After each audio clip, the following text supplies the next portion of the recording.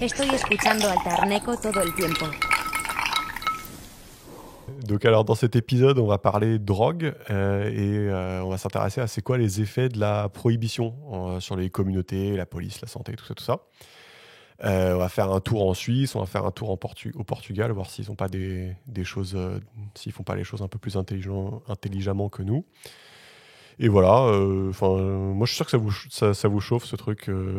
Genre, je suis sûr que ça te chauffe de parler de ça. Ouais, moi ça me chauffe de ouf. Bah, déjà parce que je suis personnellement consommateur et que j'ai constaté que j'étais pas devenu un mongol. Au-delà de Mais est-ce que l'extrapolation tu as de mon... demandé à d'autres gens si... C'est ça. Est-ce que t'as eu- Et au-delà de l'extrapolation de mon cas personnel, c'est que juste, enfin, je sais que genre statistiquement ça marche pas pour réduire la consommation, la prohibition, ça ne l'a pas réduit. On a les données empiriques. Et par ailleurs, il y a un certain nombre de pays qui ont légalisé, et du coup, on peut par comparaison voir si légaliser, ça a suscité l'explosion de la consommation ou des comportements déviants, comme toute la droite. On va voir que oui. Hein. Je rigole. Comme toute la droite le montre. En fait, je pense que typiquement, c'est un sujet sur lequel il y a un manque de courage politique, il y a une mauvaise information ou des convictions idéologiques qui vont à l'encontre des faits. Et pour moi, c'est un quick win du coup. On va voir. Tu poses les bases du débat. Donc du coup, pour traiter de ce truc-là, on va faire un livre qui s'appelle Chasing the Scream. Donc courir après le cri, d'un certain John Harry qui est journaliste et écrivain britannique. Et en fait, tout autour du livre, il y a que des pimps qui écrivent ouais, le livre est stylé, machin. Tu vois, alors déjà il y a Sam Harris qui dit tout le monde devrait lire ce livre. Genre, je me souviens que tu avais dit les pimps traînent entre eux. Et juste, il y a aussi BJ Novak de The Office, la série. Je suis ouais, c'est Ryan. Lui, il a kiffé le livre. Et voilà, ouais, après, il y a des mecs. D'ailleurs, il prend de la drogue dans la série. Ah oui, c'est vrai, oui. À un moment, il fait oui. de la coke et tout, il va en réhab. C'est vrai. Voilà. Putain, Il y a- l'expert apporte déjà de la valeur ajoutée. Voilà, Au bout de 10 secondes, c'est ça. Voilà, bon, après, il y a d'autres pimps. Il y a Noam Chomsky, tout ça. Voilà. Donc, c'est un livre, c'est le résultat de 3 ans d'enquête et de centaines d'interviews au service d'une seule question. Donc, la prohibition est-elle la solution optimale ? Et donc, en guise de petite introduction, dans le livre, l'auteur commence par expliquer que cette guerre contre les drogues, en fait, il essaie de se faire un petit délire. L'auteur, il essaie de personnifier la guerre contre les drogues, et en fait, il l'a fait incarner par un personnage historique qui s'appelle Harry Anslinger. Je sais pas si ça vous dit quelque chose comme ça. Non, alors moi non plus, mais apparemment, il est giga connu parce que c'est le mec qui est à l'origine de la lutte contre les drogues. Et donc, du coup, pour la petite histoire, ce gars-là, Harry Anslinger, il a été traumatisé en 1904, quand il avait 12 ans, par la femme du fermier, qui habitait à côté de chez sa famille, et qui criait apparemment comme un animal, hein, il disait. Et donc, on l'avait chargé, donc le petit Harry, là, d'aller chercher de la drogue pour la calmer, parce que voilà, la femme était en manque, et c'est pour ça qu'elle beuglait. Et donc, depuis cet incident, les cris de cette femme le hantent, et le petit Harry Anslinger deviendra la figure principale de la création de la peur des drogues chez les Américains et dans le reste du monde. Et donc, pourquoi je raconte ce truc ? Parce qu'en fait, c'est le titre du bouquin, en fait. Ouais, bah oui, c'est Chasing the Scream, voilà. Et donc, on est content. Voilà, on est content parce qu'on a compris le titre. Voilà. Tout simplement. Parce que sinon, tu fais tout l'épisode et les gens, ils font, ok, mais pourquoi ça Quel est s'appelle le rapport ? Voilà, mais en fait, voilà, on a compris le rapport. Voilà. Et donc, apparemment, quand le petit Harry est né, les drogues étaient disponibles partout. Donc, l'auteur dit qu'on pouvait aller dans une pharmacie et acheter des produits à base de cocaïne et d'héroïne. Donc, typiquement, je sais pas si vous avez en tête le produit le plus connu où il y avait de la cocaïne. bah, le Coca-Cola, non ? Ouais, c'est ça. Donc, le Coca-Cola, il y avait en fait originellement, c'était fait avec la même plante avec celle dont on obtient la cocaïne. Et du coup, il s'est passé un truc. Donc, il y avait ce coca jusqu'à ce que, en 1886, en gros, on a commencé à conclure que les Noirs étaient méchants parce qu'ils buvaient du coca, en fait. Donc, et pas du tout parce que les gens les traitaient comme de la merde. Donc, y a eu un truc où au début le coca c'était disponible que dans des fontaines. Et je crois que les fontaines c'était interdit aux noirs. Et du coup il y a un moment où c'est passé dispo en bouteille, auquel cas la communauté noire a commencé à consommer. Et du coup il y a eu une espèce de lien qui a été fait entre la consommation de Coca-Cola et le fait que, qu'ils n'étaient pas contents juste parce qu'ils s'étaient traités comme de la merde, quoi. Et donc du coup ça c'est un peu l'avènement c'est un peu la genèse de pourquoi les gens ont commencé à regarder la cocaïne de travers, tu vois. Je trouve, Donc c'est en ça. gros, les gens, en fait, aux États-Unis, il y a une perception comme quoi la délinquance était liée, notamment la délinquance des Afro-Américains était liée à la consommation du Coca-Cola. Ouais. Et du coup, cette perception a généré les premières interrogations sur la coke, quoi. Ouais, voilà. Et apparemment, ouais, c'est allé assez loin jusqu'à Enfin, un c'est certain. c'est obscur. Ok. Mais parce que la justification, c'était que ils consommaient du Coca-Cola. Moi, je croyais que c'était globalement, j'avais entendu ça. Je croyais Ouais. que c'était globalement tout type de drogue, quoi, pas que la coke. Non, non, oui, mais là c'est un peu anecdotique, mais je dis ça D'accord. parce que Ouais. c'était marrant, mais c'est un peu l'anecdote parce qu'effectivement le mec qui faisait le coca, enfin, a eu des emmerdes, on lui a D'accord. demandé d'enlever le truc et tout, c'est allé vachement Mm. loin, alors qu'à la base, si tu veux, y a rien qui suggérait que c'était ça qui avait Bien sûr, fait bien quoi que ce sûr. soit, tu vois. Donc c'est un peu pour, c'est un peu pour l'anecdote, mais effectivement il y a eu d'autres trucs. Et donc c'est à partir de 1914 que l'héroïne et la cocaïne sont interdites, mais les docteurs pouvaient quand même en prescrire. Et du coup, 16 ans plus tard, là, ce gars, Harry Anslinger, lui, il était devenu le chef du département antidrogue. Et donc, dans le livre, ils le décrivent un peu comme un petit génie de la bureaucratie, euh, dans le sens où il avait bien compris que son département antidrogue, il allait pas aller bien loin avec l'héroïne et la cocaïne. Et donc, apparemment, en 1927, il a fini par trouver la solution, donc une nouvelle drogue, donc la marijuana, fumée quasi exclusivement par les latinos et les noirs. Et donc là, il était content, il a lancé une espèce de campagne en expliquant que c'était pas bien, que ça rendait fou, que ça donnait envie de tuer, de violer les filles blanches, tout ça, tout ça. Ça leur donnait des pulsions érotiques. Et donc je trouvais ça intéressant Putain, parce mais que si seulement. si seulement. Et parce que l'auteur, il décrit ça comme, je sais pas, une espèce de move bureaucratique. Je sais pas si vous voyez le truc. C'est en gros, il avait un département de merde. Et il s'est dit, Oui. mais comment est-ce que je vais faire pour que mon département il prenne un peu une place prépondérante. Donc en gros, le postulat de l'auteur, c'est que aux États-Unis, la weed, elle a été prohibée ou pénalisée enfin, en grande partie par ambition personnelle de ce mec-là qui était à la tête du département de Ouais, lutte c'est ce qu'il antidrogue. veut, c'est le message qu'il veut nous faire passer. Ouais, ouais, exactement. Ok. Exactement. Et donc il rajoute là, que la médecine était assez claire à l'époque. Enfin, il n'y avait pas trop de débat. C'est-à-dire que tous les médecins lui disaient que ça n'avait aucun sens de bannir cette drogue. Mais lui, évidemment, il n'en avait cure. Et donc, il a fait un gros travail de propagande en étouffant les études scientifiques qui le contredisaient. Et donc ça, c'est le petit Harry. Et je vais pas m'étaler sur ses aventures, mais en gros, il a tout un tas de faits d'armes qui sont assez marrants. Genre en 1931, il a envoyé des faux patients chez des docteurs pour qu'ils se fassent prescrire de l'héroïne et pour essayer de faire prendre les docteurs dans un flagrant délit de prescription illégale et les envoyer en prison.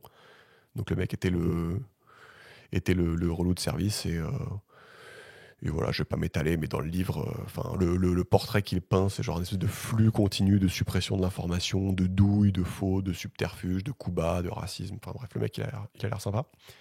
Ok. Le gars était pas fan de lui. Euh, Et ce mec-là, il est resté combien de temps à la tête du truc? je Enfin, à peu saurais pas près te dire quoi. comme ça. Non, je saurais pas Ok. te dire. Ok. Euh, Bon, on va pas s'éterniser dessus, mais genre, ça pose aussi la question du maintien en poste de gens profondément malveillants ou incompétents et comment ça se fait que ces mecs-là peuvent rester 15 ans, survivre à 3 présidents, enfin bref, c'est un autre Bah, débat quoi. moi, j'avais vu un reportage qui racontait Mm. ça aussi, et ils ajoutaient un angle, je sais du coup pas à quel point c'est vrai, mais que en fait c'était aussi une volonté plus générale du gouvernement d'associer la drogue aux Afro-Américains pour les diaboliser.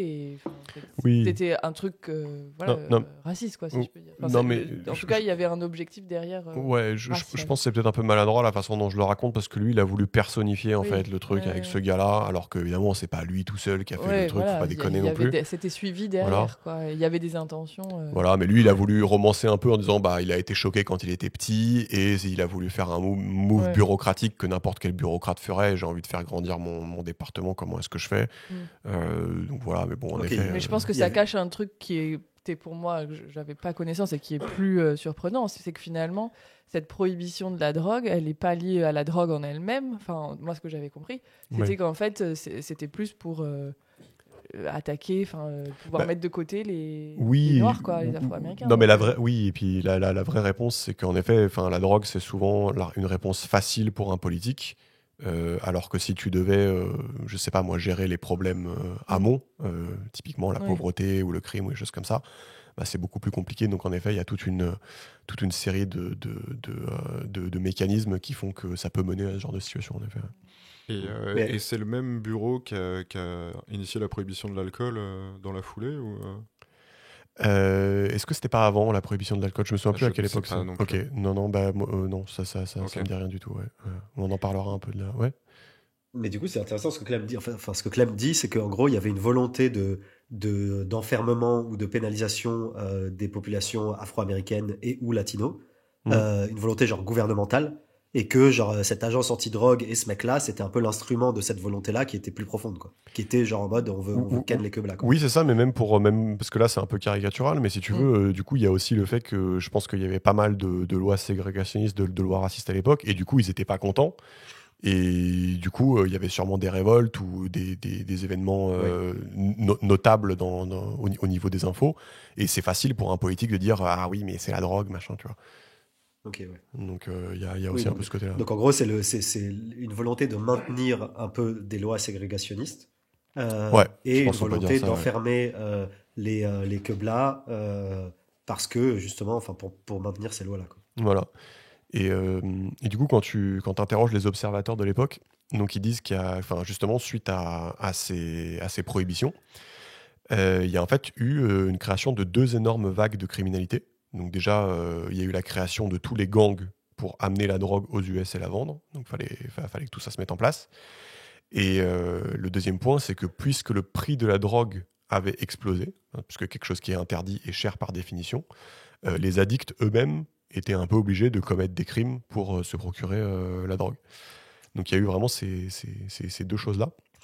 Et en fait, ce qui est assez malin de la part de Harry Anslinger, c'est que, voilà, c'est l'auteur dit, c'est là tout le génie du gars, c'est que en fait, plus il y avait de crimes liés à la drogue, plus son département recevait de l'argent en fait. Et donc en fait, c'est une espèce de cercle vertueux pour lui qui est assez pernicieux, quoi. C'est-à-dire qu'en fait, lui, plus il s'excite, plus il fout la merde et plus il reçoit de l'argent, quoi. Donc c'est quand même un peu, c'est ça, je trouve ça intéressant, quoi.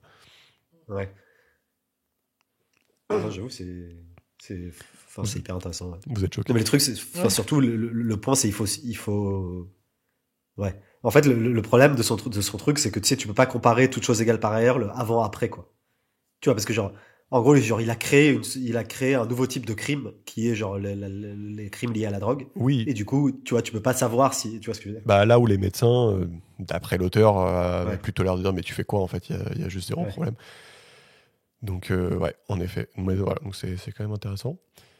Et puisque le livre c'est un espèce d'agrégat de témoignages, en fait, on peut commencer par s'intéresser à en fait la police elle dit quoi quand on les interroge. Et donc c'est assez intéressant. Il dit aux US et autour du globe, en fait, la police a commencé à remarquer un phénomène étrange. C'est-à-dire que lorsque tu arrêtes des violeurs, il y a moins de violeurs. Lorsque tu arrêtes des meurtriers et des voleurs, il y a moins de meurtriers et de voleurs. Mais si tu arrêtes des dealers, il se passe quoi à votre avis et pourquoi? Pour moi, juste, il y a plus de crimes et plus de violence parce que les consommateurs sont toujours là, quoi. En gros, genre, ça, c'est un truc qui génère de l'argent de manière permanente parce que la consommation ne s'arrête jamais. Mhm. Et du coup, si t'enlèves le vendeur, il y aura quelqu'un d'autre qui viendra prendre la thune, quoi.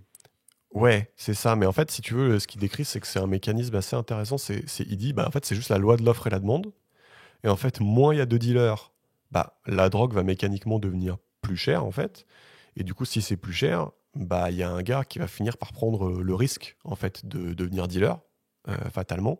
Et donc tu as un espèce d'équilibre qui se crée, c'est-à-dire qu'en fait bah, plus tu arrêtes des gens en fait ça sert à rien en fait, c'est limite une constante. Il y a toujours autant de dealers, quoi. Voilà, et le seul truc qui change c'est que bah peut-être si toi tu mets beaucoup de moyens policiers, bah, en fait juste la drogue augmente au niveau du prix. Mais sinon le nombre de dealers en fait c'est limite une constante. Et ça je trouve ça hyper intéressant, ce truc de offre et demande. Et donc voilà, il dit bah, quand tu arrêtes des membres de gang, tu pouvais constater juste une augmentation de la violence et des homicides. Mais en gros, globalement, le nombre de dealers était constant. Et ça, c'est hyper cool, le truc mécanique d'offre et de la demande. J'avais pas du tout ça en tête. C'est un marché, c'est un modèle de marché un peu basique Ouais. Si tu le régules pas, il va s'autoréguler parce qu'au final, c'est juste de la défonce, tu vois. Ouais, c'est ça. Bah, c'est-à-dire qu'au bout d'un moment, si de vendre de la drogue, ça paye des millions, ouais. Bah, t'as un mec qui va se dire bah, je suis chaud pour faire ça, quoi. Donc, ouais. Donc ça, c'était assez cool. Et un autre truc qui est intéressant là, avec la police, c'est qu'il cite un sondage là, de 93, National Household Survey on Drug Abuse, qui constate que 19% des dealers de drogue étaient noirs, mais que 64% des arrestations de dealers étaient des arrestations de noirs. Et donc on parle de 5000 noirs emprisonnés pour 100 000 personnes, et donc il dit c'est plus que l'Afrique du Sud durant l'apartheid. Juste pour donner un ordre de grandeur. Et donc il conclut que la guerre contre les drogues, ça a eu pour résultat d'emprisonner plus de noirs que le pays le plus raciste du monde à l'époque. Et donc à votre avis, pourquoi ça vient d'où ces chiffres-là ? Pourquoi est-ce qu'ils arrêtent beaucoup plus de noirs ? Enfin, ça vient d'où ça ? Bah parce que c'était le but. Mais oui. On a dit au début, quoi. Non, mais en fait, c'est oui et non, en fait, parce que justement, le truc qui cloche, c'est que les gens qui témoignent dans le livre, là, les policiers, en fait, ça devient assez rapidement évident pour la plupart d'entre eux qui sont pas du tout racistes. Il y avait, je sais pas, il interroge une dame là qui avait même passé une partie de sa vie à infiltrer les groupes de suprémacistes blancs. Et au final, elle arrêtait aussi beaucoup plus de noirs, quoi. Et en fait, bah, selon l'auteur, l'explication, c'est pas hyper complexe. C'est juste qu'il dit que il dit que 50% des Américains se sont déjà mis en infraction vis-à-vis des lois sur la drogue. Donc en fait, c'est juste énorme. Et donc quand la moitié de la population mérite d'aller en prison, bah tu peux pas mettre tout le monde en prison. Et en fait, juste tu t'attaques aux quartiers les plus pauvres. Donc ceux qui n'iront pas au tribunal, ceux qui vont pas répliquer, ceux qui vont te laisser faire. Tout ça renforcé par la politique du chiffre. Et en gros, il dit, bah si tu veux faire des arrestations, tu vas avoir les plus démunis, et puis c'est tout, quoi, en fait. Tout simplement. Donc en gros, il justifie la surreprésentation des blacks dans les arrestations liées à la drogue par le fait que c'est des populations vulnérables et que du coup, c'est plus facile de faire ton quota en tant que policier, en tant que commissaire, en t'attaquant à ces populations-là, plutôt qu'à d'autres. C'est ça, c'est la justification. Ouais, donc là, tu vois, ici, tu une conversation d'un policier avec son boss où le policier dit « mais moi, je veux aller organiser des arrestations dans les quartiers riches de drogue aussi ». Ouais. Et son boss lui dit écoute, ils connaissent des avocats, des juges, si tu arrêtes le fils d'un politicien, on va recevoir un coup de fil, tout ça va tout compliquer. Et en fait, ouais, tu as une espèce de chemin de moindre emmerdement qui est juste d'aller arrêter chez les gens qui vont pas pouvoir répliquer, quoi. Mais c'est vrai que c'est intéressant de se dire mais comment tu gères en fait quand toute la population est en infraction, en fait. Enfin, qui est-ce que tu mets en prison? Et juste, enfin, je sais pas s'il l'évoque dans le bouquin ou s'il se concentre sur le cas américain. Ouais. Mon point, c'est que, enfin, en gros, il est en train de dire que c'est un mec qui et un gouvernement qui était plus ou moins raciste, qui voulait arrêter des blacks. Ils ont trouvé comme justification la drogue parce que c'était une justification facile et populaire, machin. Mais comment cette politique s'est étendue au monde entier, quoi. Genre tout le monde a dit ah ouais, génial, je fais la même chose, alors que, enfin, nous en France typiquement on n'est pas raciste. Tu vois. Donc pourquoi on a adhéré à cette politique de merde? Ouais, ça c'est enfin, on n'est pas raciste, on est moins raciste, quoi. Non, mais ça c'est un point sombre du livre où en gros, si j'ai bien compris, puisqu'il s'étale pas trop et j'ai pas trop réussi à trouver la réponse, c'est que Harry Anslinger a poussé en gros pour qu'il y ait un traité des Nations Unies qui interdise la légalisation de la drogue. Putain, mais Harry, il est surpuissant. genre, Voilà, c'est une sorte donc de moi, c'est ce Vladimir que, moi c'est ce que j'ai compris. J'ai vérifié, en effet, ce traité, il existe. Et dans le bouquin, ils essaient de vendre que c'était un peu lui au centre des négos. Ok. Mais encore une fois, peut-être qu'il est juste là pour personnifier le truc. Mais en tout cas, il y a un traité. Ouais. Et c'est pour Bon, ça que ça s'étend, en fait. C'est ça, enfin, tu vois, genre, mon point, on va pas s'attarder sur ça si c'est pas expliqué dans le bouquin, mais mon point, c'est que, genre, une erreur comme ça, flagrante, au niveau d'un pays qui perdure, ça me choque pas, Ouais. mais une erreur flagrante qui perdure auprès du trois quarts de l'humanité, et donc il y a X gouvernements concernés, Ouais. ça me paraît être, enfin, tu vois, j'ai du mal à le justifier, quoi. Genre, Non, il y a, j'avoue. il y a quand même plein de gens dans X, il y a X autorités de santé de X pays qui se sont penchés sur la question, et tout le monde a fait, je vais pénaliser, tu vois, pendant Ouais. 50 ans, tu vois. Ouais, mais écoute, il y a ce traité-là, et il y a aussi, j'imagine, tous les pays limitrophes aussi aux États-Unis, où en gros, bah, eux, ils se permettent de mettre la pression sur eux parce que Ok. si eux régulent pas les drogues, enfin, tu vois, ça va retomber sur les États-Unis.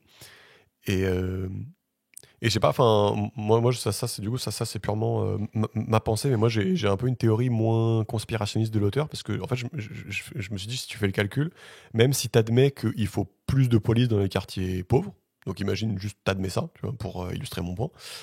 Bah, en fait, le truc c'est que mécaniquement, toutes les lois idiotes bah, que tout le monde enfreint, bah, du fait que t'as plus de police dans les quartiers pauvres, bah en fait juste c'est eux qui vont se faire le plus arrêter en fait. Enfin, à partir du moment où, par définition, tu as des lois à la con. Donc mécaniquement, en fait, ça c'est un truc, ça m'a fait du bien de comprendre, c'est que, en fait, quand t'as des quartiers où tu mets beaucoup de policiers, avoir des lois stupides, en fait, les deux mélangés, c'est complètement contre-productif, quoi, en fait. Oui, et puis genre, oui, t'as raison. Enfin, t'as un phénomène à partir du moment où tu mets des objectifs chiffrés aux policiers. Ah, ça, c'est autre chose, oui. Ça, j'ai pas dit ça, oui. En effet, ouais, c'est autre Enfin, chose. à partir du moment où tu mets des objectifs chiffrés aux policiers et que tu mitiges pas, enfin, et que tu ventiles pas ces objectifs chiffrés en fonction de l'ethnie ou en fonction de l'endroit, Ouais. et juste, bah, du coup, mécaniquement, plus tu mets de policiers, plus il y aura d'arrestations, quoi. Donc, Oui. après, il faut regarder de comment leurs chiffres sont, Oui, mais... comment leurs objectifs sont formalisés, etc. Ouais, mais, Tu vois, genre, c'est. ouais, mais imagine juste un truc tout con. Imagine, tu sais, quand tu grilles un feu rouge, tu perds 4 points. Ouais. Imagine, il y avait un radar à feu rouge sur tous les feux rouges. Oui, je vois ce que tu Moi, veux. j'aurais pas de permis, hein, perso. Hein.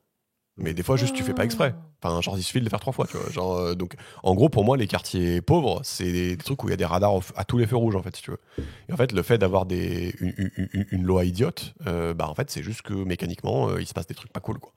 Bah, ça lié avec le truc que tu disais avant sur Ouais, mais c'est un truc en plus, ouais. ton Ouais. taux constant de consommateurs et de dealers qui Exactement. fait que Exactement. Donc là, voilà, je trouve que c'est intéressant, on comprend bien. Et voilà, donc ça, je trouvais ça cool. Et Mais ça, c'est Ouais. intéressant parce que ça remet en cause aussi, enfin, toutes les statistiques un peu ethniques ou spatiales de la criminalité, tu vois, qui disent genre tel quartier, il y a plus de délinquance, etc. Enfin, mon point, c'est ce point-là du nombre de policiers. Enfin, ce que tu es en train de dire, ça veut dire Ouais. que genre les statistiques de délinquance, elles devraient être normalisées par rapport au nombre de policiers par habitant. En fait, c'est ça ce que tu dis. Sinon, c'est pas comparable. Ouais, moi, c'est l'intuition que j'ai, parce qu'en fait, si tu veux, si tu mettais un radar à tous les feux rouges, Oui, en fait, non, c'est pas ça que je veux dire, c'est pour aller c'est pour aller dans ton sens. Ta gueule, mais quel connard. Il est pas là, je peux pas le défoncer. En fait, si tu mettais un radar sur tous les feux rouges, en fait, concrètement, tu devrais pas perdre 4 points. Tu vois ce que je veux dire? C'est-à-dire qu'en fait, il faudrait, je sais pas, perdre 0,5 points ou un truc comme ça. Enfin, tu vois, en gros, faut renormaliser par rapport à la présence de policiers. Donc, c'est-à-dire qu'en fait, voilà, les quartiers où tu demandes une présence policière accrue, bah, soit tu fais vraiment attention à pas avoir des lois débiles, soit tu leur dis, les gars, vous êtes beaucoup, donc allez-y quand même mollo, quoi, sur les gens. Tu Ouais, vois. je comprends. Ouais. Non, mais c'est vachement Je sais pas si intéressant. c'était ça ton mais point, du coup. Non, mais c'est vachement cool. Mais je pense que c'est intéressant comme exercice. Et après, c'est dur parce que, enfin, si tu fais du truc spatial, c'est facile parce que tu peux te normaliser par le nombre de policiers par habitant dans la zone. Mais toi, tu cherches une formule mathématique, c'est ça? Ouais, bah ouais, mais non, mais en fait, tu peux le faire. Non, parce ok, que, ouais. enfin, le point, c'est que genre les statistiques de la criminalité, elles sont très suivies dans tous les pays parce que la plupart des gens, c'est des Mongols et ils ont peur pour leur sac à main, tu vois. Enfin, il y a qu'à avoir dans les médias et dans les campagnes présidentielles, on parle toujours de la criminalité, machin, je sais pas quoi, la délinquance des personnes, machin. Mhm. Et donc, enfin, bref, en tout cas, je sais qu'en France, c'est quand même quelque chose d'assez suivi, notamment par la droite, ils adorent ça. Mhm. Et le point, ce qu'on dit, c'est que si on dit il y a une augmentation, par exemple, de la criminalité, ou si on dit tel quartier, les quartiers, ces quartiers-là ils sont plus criminels que les autres, Mhm. etc. Bah, ce qu'on dit, c'est qu'en fait, c'est pas intellectuellement honnête de dire ça. Ah oui, Si c'est-à-dire tu- qu'il faut renormaliser pour avoir les vrais chiffres. Exactement. Ok, Si tu d'accord, normalises je pas comprends. par le nombre de policiers, soit d'année en année, parce que Oui. du coup, si tu augmentes le nombre de policiers, machin, soit de quartier en quartier. Oui, d'accord. Ouais, c'est intéressant. Euh, Bah, du coup, pour la drogue, c'est clairement vrai, du coup, parce que s'il dit qu'il y a 50% des gens qui consomment, mais qu'en fait, c'est que les quartiers pauvres qui sont arrêtés, du coup, ça fait pas sens de faire des stats. Enfin, les stats Ouais. sont biaisés, ouais. Ouais, je suis d'accord. Et à l'inverse, et tu sais, tu dois normaliser aussi, bon, même chose, je sais pas si c'est faisable, par le corpus de loi, le nombre de trucs que tu as criminalisés ou que tu as décriminalisés. Ouais, je suis Tu vois, d'accord. alors, typiquement, tu vois, genre, je sais pas, je dis n'importe quoi, là, les gens, ils peuvent dire, ah, sous le mandat Macron, la criminalité a augmenté de 40%, mais si dans son mandat, il a criminalisé le fait de pisser dans la rue, tu vois, bah, du coup, non, mais Oui, je vois suis ce que je veux d'accord. dire. Et c'est ça, mon point, c'est genre Ouais. c'est mon point, c'est il Je faut vois ce que faire tu veux très dire. attention aux chiffres et aux pseudosciences qui te montrent des chiffres et qui disent, du coup, j'en déduis que, quoi. Ouais, je vois ce que tu veux dire. Et il y avait un autre fun fact là, qui m'a assez ouvert les yeux. En fait, là, on parle des US, donc c'est comme un pays costaud. Mais en fait, il y a aussi des pays fragiles, qui sont plus fragiles, comme typiquement le Mexique, où en fait, ces histoires de prohibition, ça a des conséquences beaucoup plus graves, dans le sens où c'est carrément des gangs de dealers qui vont contrôler la police, même les appareils de l'État. Et en fait, pourquoi est-ce que au Mexique, il se passe ça, alors que dans d'autres pays, il se passe pas ça? En fait, je trouve qu'il fait une jolie analogie. Il faut imaginer la guerre contre les drogues comme une sorte de rivière qui va passer à travers une ville. Et en gros, si la rivière elle rencontre un gratte-ciel, donc ça c'est les US, bah, elle va potentiellement l'éroder. Alors que si elle rencontre un truc plus fragile, genre une maison en bois, bah, en fait, elle va juste l'emporter. Et en fait, en effet, il y a une espèce de niveau de fragilité du pays, à partir duquel où juste tu te fais complètement submerger en fait par cette loi à la con, enfin par cette Par, du coup, prohibition. ce qui se met en place à cause Voilà, de la prohibition, exactement. les- Ouais. Et ça, je trouvais ça cool. Je me suis posé la question, genre pourquoi dans certains pays c'est la hesse et en fait juste ils ont des institutions un peu moins solides, quoi. Par exemple, Oui. plus corrompu, ce genre de choses quand on dit fragilité. Bah, je sais pas si c'est la poule ou l'œuf, hein. Du fait, oui, ils sont corrompus au Ouais. Mexique, mais je sais pas si Tout à c'était fait. corrompu avant ou si Avant. c'est à cause de... Ils sont plus fragiles en tout cas. Oui, mais ouais, d'accord. Parce que je comprends pas bien ce que ça veut dire plus fragile. C'est à quel niveau, quoi. Les institutions sont moins mises en place, économiquement ils sont plus fragiles et donc ce business-là prend plus Bah, de je place. saurais pas te dire, c'est tout un corpus de trucs. Est-ce qu'ils ont des agences qui checkent à peu près que les policiers fassent pas trop de la merde Enfin, tu vois, c'est facile aussi pour les policiers de prendre la drogue et de le revendre de leur côté. Enfin, Oui, si pas j'avoue. un mec qui surveille pas, ça peut partir en couille. Donc voilà. Ouais, et puis, enfin, non, mais c'est intéressant comme question, mais je pense que là, tu rentres dans un autre débat de qu'est-ce qui fait qu'un État est institutionnellement solide, et qu'est-ce qui fait qu'il y a moins, et effectivement, c'est je pense qu'il y Bah, a plein de facteurs. Oui, bah, la question c'était qu'est-ce qui fait qu'il va être sensible à tout ce qui se met en place avec la prohibition de la drogue, quoi. Ouais. Pas inintéressant. Non, mais écoute, j'avais un Mais- exemple si t'as plu, j'espère que. Bah, l'analogie, elle est intéressante, mais elle va pas. Hmm. Mais bon, je comprends le. Non, mais au-delà principe, au-delà de la quoi. prohibition de la drogue, c'est qu'est-ce qui fait qu'un État qu'un pays ou que des institutions sont corruptibles. Mm. Et ça, je pense qu'effectivement, tu as plein de facteurs. Mais en fait, le point, c'est pas uniquement lié à la drogue, c'est juste genre, à partir du moment où tu as à ta porte une source d'argent énorme, Mm. en gros, dans quelle mesure cette D'accord. source d'argent illégale va parvenir à miner tes institutions publiques et ta démocratie, tu vois. Ouais. Ok. Et en gros, je pense que c'est lié à combien ton pays à la base est riche, et donc combien le différentiel entre la manne qui est à ta porte et tout ce que toi tu gagnes, il est énorme. Et tu vois, Ah oui, typiquement, d'accord. Ouais. genre au Mexique, tu vois, genre les États-Unis, c'est genre une sorte de paradis pour les vendeurs de drogue, avec des gens qui payent cher, etc. Donc c'est une manne financière énorme, et le Mexique qui est un pays pauvre. Donc déjà, ce différentiel fait que, par essence, ils prennent cher, tu vois. Et après, il y a combien les institutions à la base sont robustes, tu vois. Ok. Ok. Enfin, De- je- Vas-y. pardon, je pense que ce qui illustre le propos aussi, c'est le fait que, par exemple, tu vois, en Europe, il n'y a pas de pays qui se sont fait décimer par la drogue ou de pays qui se font genre vraiment contrôler par des cartels, etc. Mhm. Parce que tu as moins ce différentiel de revenus entre un pays et un autre. Et du coup, la France, qui est un paradis pour les vendeurs de drogue aussi, parce qu'il y a des consommateurs riches qui achètent, bah en fait, ce côté, genre, ça n'a pas miné les institutions de pays européens, ça mine plutôt les institutions de pays plus lointains. parce que eux-mêmes ils sont plus faibles et il y a un différentiel, tu vois. Yes.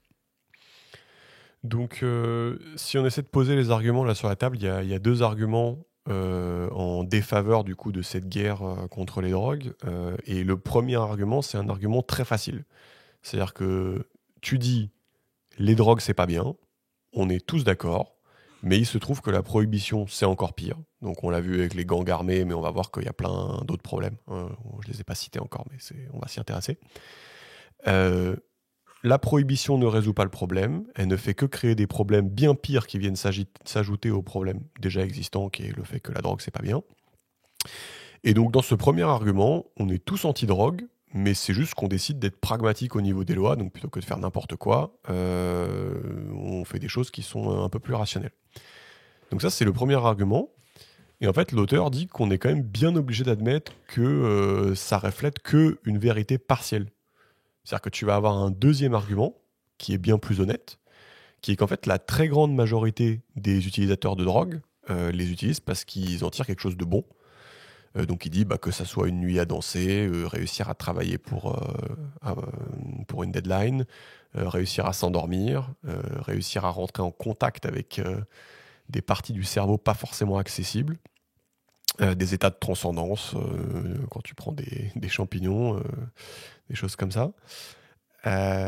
Et donc il dit que tous ces gens n'ont pas besoin qu'on les empêche de se faire du mal, parce qu'en fait ils ne se font pas du mal en fait, tout simplement. Donc, et donc il rappelle que la consommation de drogue responsable existe et que c'est la norme plutôt que l'exception. Et d'ailleurs on le voit avec les drogues qui sont légales, comme l'alcool et le café. Alors oui, tu peux aller à Monoprix, t'acheter une bouteille de vodka, la boire et mourir, mais sauf que les gens ne font pas ça. Voilà. Hein. Et donc je trouve que c'est cool sa manière de mettre les choses à plat. C'est-à-dire il y a un premier argument, on est tous anti-drogue et de toute façon, même avec ça on fait de la merde. Et il y a un deuxième argument plus honnête où tu dis tu viens mettre par-dessus que en fait on n'est pas forcément tous anti-drogue en fait. Ouais, après sur cet argument-là, il y a quand même des drogues qui sont beaucoup plus nocives pour l'organisme que d'autres, mais s'il y avait un encadrement des personnes qui consommaient ça, en plus d'une consommation un peu plus... Mais c'est marrant, c'est marrant que tu dises ça parce qu'on va essayer de les classer après. Allez. Vous allez être surpris. Très bien. Par la nocivité de certaines drogues qui sont légales. Non, mais enfin, je suis d'accord moi avec les deux arguments, mais après, pour moi, l'argument 2, il est plus dur à débattre, parce qu'après, c'est une question un peu de morale personnelle et de et de balance entre liberté et risque, tu vois. Tu vois, combien combien tu fais confiance à l'autonomie des gens et à la responsabilité des gens, etc. Moi, je suis plutôt mais c'est pas l'un ou l'autre. Hein. Tu vois ce que je veux dire, je sais pas si je l'ai bien vendu. C'est pas l'un ou l'autre. L'argument 1, c'est un peu la base. On est tous anti-drogue. Oui, je suis d'accord. Voilà. Je suis d'accord, c'est l'un et le 2, c'est en plus. Oui. Tu vois, moi, je suis dire. Si tu veux, moi, je suis d'accord avec les deux arguments. Mais pour moi, si tu veux, après, c'est mon opinion personnelle, si tu veux, dans le débat public, pousser la dépénalisation, il vaut mieux s'appuyer sur l'argument 1 plutôt que sur l'argument 2, parce que dans le sens où, en gros, l'argument, c'est est-ce qu'il est plus facile de changer les mentalités ou de garder les mentalités existantes et montrer que c'est pas efficace. Et pour moi, les deux arguments sont valides, mais pour moi, l'argument 1, c'est juste tu gardes la mentalité existante de la drogue, c'est pas bien, tu dis ok, mamie, mais par contre, je te prouve par A plus B que ça marche pas, que ça va pas marcher ce que tu veux, et du coup, même dans ton cadre de penser que la drogue c'est pas bien, ça marche up, tu vois. Parce que après, pour convaincre les électeurs et l'opinion publique et mamie que en fait un buvard c'est pas trop mal et que si c'est bien encadré ça peut être cool, bonne chance, tu vois. Ouais. D'ailleurs, on en reparle tout à l'heure de la Suisse, mais c'est ce qui s'est passé en Suisse. Enfin, la Suisse, c'est pas des gauchistes notoires, hein, et pourtant ils ont mis en place le truc et ils étaient trop contents, quoi. Enfin, ils ont fait putain, c'est fini le bordel, et ils étaient juste trop contents et ils ont gardé le truc. Donc, exactement. Ça, c'est l'argument 1, quoi. C'est ça, pour moi, le côté pragmatique est plus intéressant pour pousser l'adoption de ces mesures-là, plutôt que le côté idéologique de, en fait, la drogue, c'est pas plus mal, et regarde, si tu veux, tu peux aller avaler 1 litre de desktop, et ça a des effets psychotropes de ouf, mais tu meurs et personne le fait, tu vois. Donc voilà, il dit si on converse avec la mamie dont tu parles, en fait on a tous des valeurs communes, c'est-à-dire qu'on veut protéger les enfants des drogues, on veut empêcher les gens de mourir en consommant, on veut réduire l'addiction, Ouais, mais il y en a aujourd'hui- qui sont plus intelligents que d'autres. Ok. Et j'avoue. Genre, on a tous les mêmes valeurs, mais pas tous le même niveau d'intelligence, excuse-moi. Mais franchement, la Et- mamie, elle est teubée, tu vois. Genre, Et il y a des mamies qui sont très intelligentes. il y en a. Et il y en a des biens. Il y en a des biens. Et aujourd'hui, les preuves s'accumulent pour dire qu'on atteint tous ces buts en sortant de la prohibition. Et donc, au final, en partant d'une contradiction, on se rend compte qu'il n'y a pas vraiment de contradiction. En fait, tout le monde peut y gagner. Voilà. Et donc maintenant qu'on a vu un peu ces deux arguments, on va faire le chapitre qui est « Ok, mais les drogues, c'est addictif J'avoue, c'est ce que j'ai pensé. ». C'est ce que tu as pensé? Bah, j'allais poser la question, j'allais poser cette question. Est-ce que les drogues, c'est addictif? Bah, du coup, on va Bah, parler. du quid de l'addiction, en fait, dans ces arguments quid de l'addiction Ouais. dans ces arguments? Ok. Ouais, Eh bien, c'est le pendant de la nocivité en plus. c'est ça. Donc, on va parler de l'addiction. Et donc, en fait, la plus grande preuve de la potence de l'addiction physique des substances depuis 1980, c'est une expérience hyper connue. Je suis sûr que vous connaissez. On met des rats en cage, on leur donne une bouteille avec de l'eau normale et une bouteille avec de la cocaïne. Et 9 rats sur 10 vont consommer de la cocaïne jusqu'à mourir. Voilà. Et donc, c'est vachement bien comme expérience parce que le débat est clos. La cocaïne, tu vas en prendre jusqu'à mourir. Mais Bruce Alexander, un psychologue canadien, s'est dit ça sent un peu le bullshit ce truc, et il a recréé l'expérience, mais cette fois, au lieu de mettre les rats dans des cages, il a mis les rats dans un Disneyland pour les rats, quoi. Enfin, en gros, il a créé un truc où quand t'es rat, t'es trop en kiff d'être là-dedans, quoi. Donc t'as des copines, de la bouffe, des jouets, tu te mets trop bien. Et du coup, les rats dans les cages classiques avaient un comportement addictif classique, en effet. Donc en moyenne, ils prenaient 25 mg de morphine par jour, il dit. Alors que les rats dans le Disneyland pour les rats utilisaient moins de 5 mg par jour, et bien souvent, ils utilisaient 0. Et bien sûr, il a répété l'expérience en faisant boire aux rats la solution addictive pendant 57 jours, et pour les rendre addicts. Et après, il les a mis dans le Disneyland pour rats, et ça a eu effectivement les mêmes résultats. Donc le gars, il en a conclu que l'addiction, c'est une adaptation à ton environnement qui est pas cool, et c'est pas physique, d'accord? C'est une adaptation à la cage dans laquelle tu vis, d'accord? Et là, ce que je vous dis, juste pour que vous sachiez placer ce truc, le Disneyland pour les rats, c'est pas un truc obscur, c'est un truc genre archi connu. Donc c'est un des résultats de base qu'il faut connaître dans toutes les études sur l'addiction, que en fait l'environnement, c'est complètement prépondérant, quoi, en fait. Est-ce que ça, vous connaissiez déjà? Non, mais moi, je trouve ça vachement intéressant. Le côté, en fait, l'addiction, c'est une adaptation à ton environnement, et c'est pas enfin, en fait, le niveau d'addiction est variable en fonction de l'environnement du sujet, quoi. Exactement. Et donc, en fait, c'est pas une substance une substance donnée n'est pas addictive de la même manière en fonction de si le sujet il a une life stylée ou pas. Ouais. Et on va donner des ordres de grandeur après, vous allez voir. Ouais. Et, Et c'est... ouais, pardon, j'enchaîne. Non, vas-y, désolé. Ouais, et du coup, ça peut pas être aussi certaines personnes qui ont intérieurement, enfin, tu sais, genre où leur intérieur est un extérieur. Des gens qui vont avoir des prédispositions à l'addiction. Moi, c'est un truc que j'ai entendu vachement. Ouais. Et en mode, est-ce qu'il n'y a pas un peu de l'intérieur de toi, un terrain dépressif, des trucs comme ça qui peuvent faire que tu vas avoir quand même plus tendance à l'addiction, mais du coup, c'est pas l'extérieur, mais c'est l'intérieur de... Oui, non, si, carrément. Mais en fait, c'est bien que tu dis ça. En fait, c'est carrément... Ouais, c'est un peu caricatural de dire à l'extérieur, parce qu'évidemment, les rats, tu peux pas savoir s'il y a des rats dépressifs ou quoi. Enfin, je pense que tu peux pas savoir. Donc là, il a fait son truc avec la cage. Mais chez les êtres humains, clairement... si tu vis dans un quartier de merde et que t'es quelqu'un de méga joyeux, bah tu risques de pas trop avoir de problème avec la drogue, alors que si tu vis dans un quartier de merde et que tu commences à être un peu border, enfin tu vois, effectivement, ouais, c'est complètement complémentaire, ouais. Et d'ailleurs, on va en parler là, puisqu'il dit que cette expérience a été répliquée à grande échelle sur des humains, d'accord, du coup, lors de la guerre du Vietnam, puisque au Vietnam, tous les soldats étaient sous héroïne, et les Américains, justement, étaient terrifiés à l'idée de voir tous ces gars-là addicts revenir dans les rues de leur pays. Et donc, en fin de compte, 95% d'entre eux ont tout simplement arrêté l'héroïne en revenant. Parce que les études montrent que les 5% qui n'ont pas arrêté, en fait, avaient les mêmes symptômes que les rats en cage. Du coup, avant de partir en guerre, ils prenaient déjà de la drogue, ou alors ils avaient des problèmes pendant l'enfance, ou des choses comme ça. Et voilà, et donc on peut en conclure que, étonnamment ou pas, quand tu te trouves à 10 000 km de chez toi dans une jungle où tu peux te faire tuer à tout moment, bah, il se trouve que tu as besoin de t'anesthésier en prenant des grosses quantités de drogue, chose que tu n'as pas forcément besoin de faire quand tu rentres dans ton pays, quoi. Donc tu vois, c'est un peu l'expérience grandeur nature. Et il dit, bah, les 5% qu'on pas arrêté, c'est le gars qui avait des problèmes ou qui déjà en prenait avant. Tu vois. Donc ça rejoint un peu ce que tu dis, quoi. Donc ça, je trouve ça cool. Ça marche sur les rats, mais ça marche sur les humains aussi, du coup.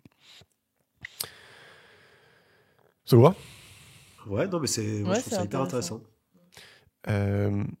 Un événement historique un peu intéressant là pour élaborer. Enfin, Ouais, vas-y. pour moi, c'est intéressant, mais limite, pour moi, ce que tu peux en conclure aussi, c'est que si tu légalises, si tu veux faire ça bien, tu dois quand même contrôler les filières de distribution et vérifier qu'il n'y a pas une surconsommation à niveau individuel.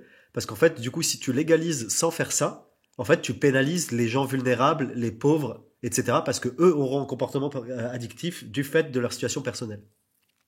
Ouais. Ça, c'est le chapitre de la fin, non?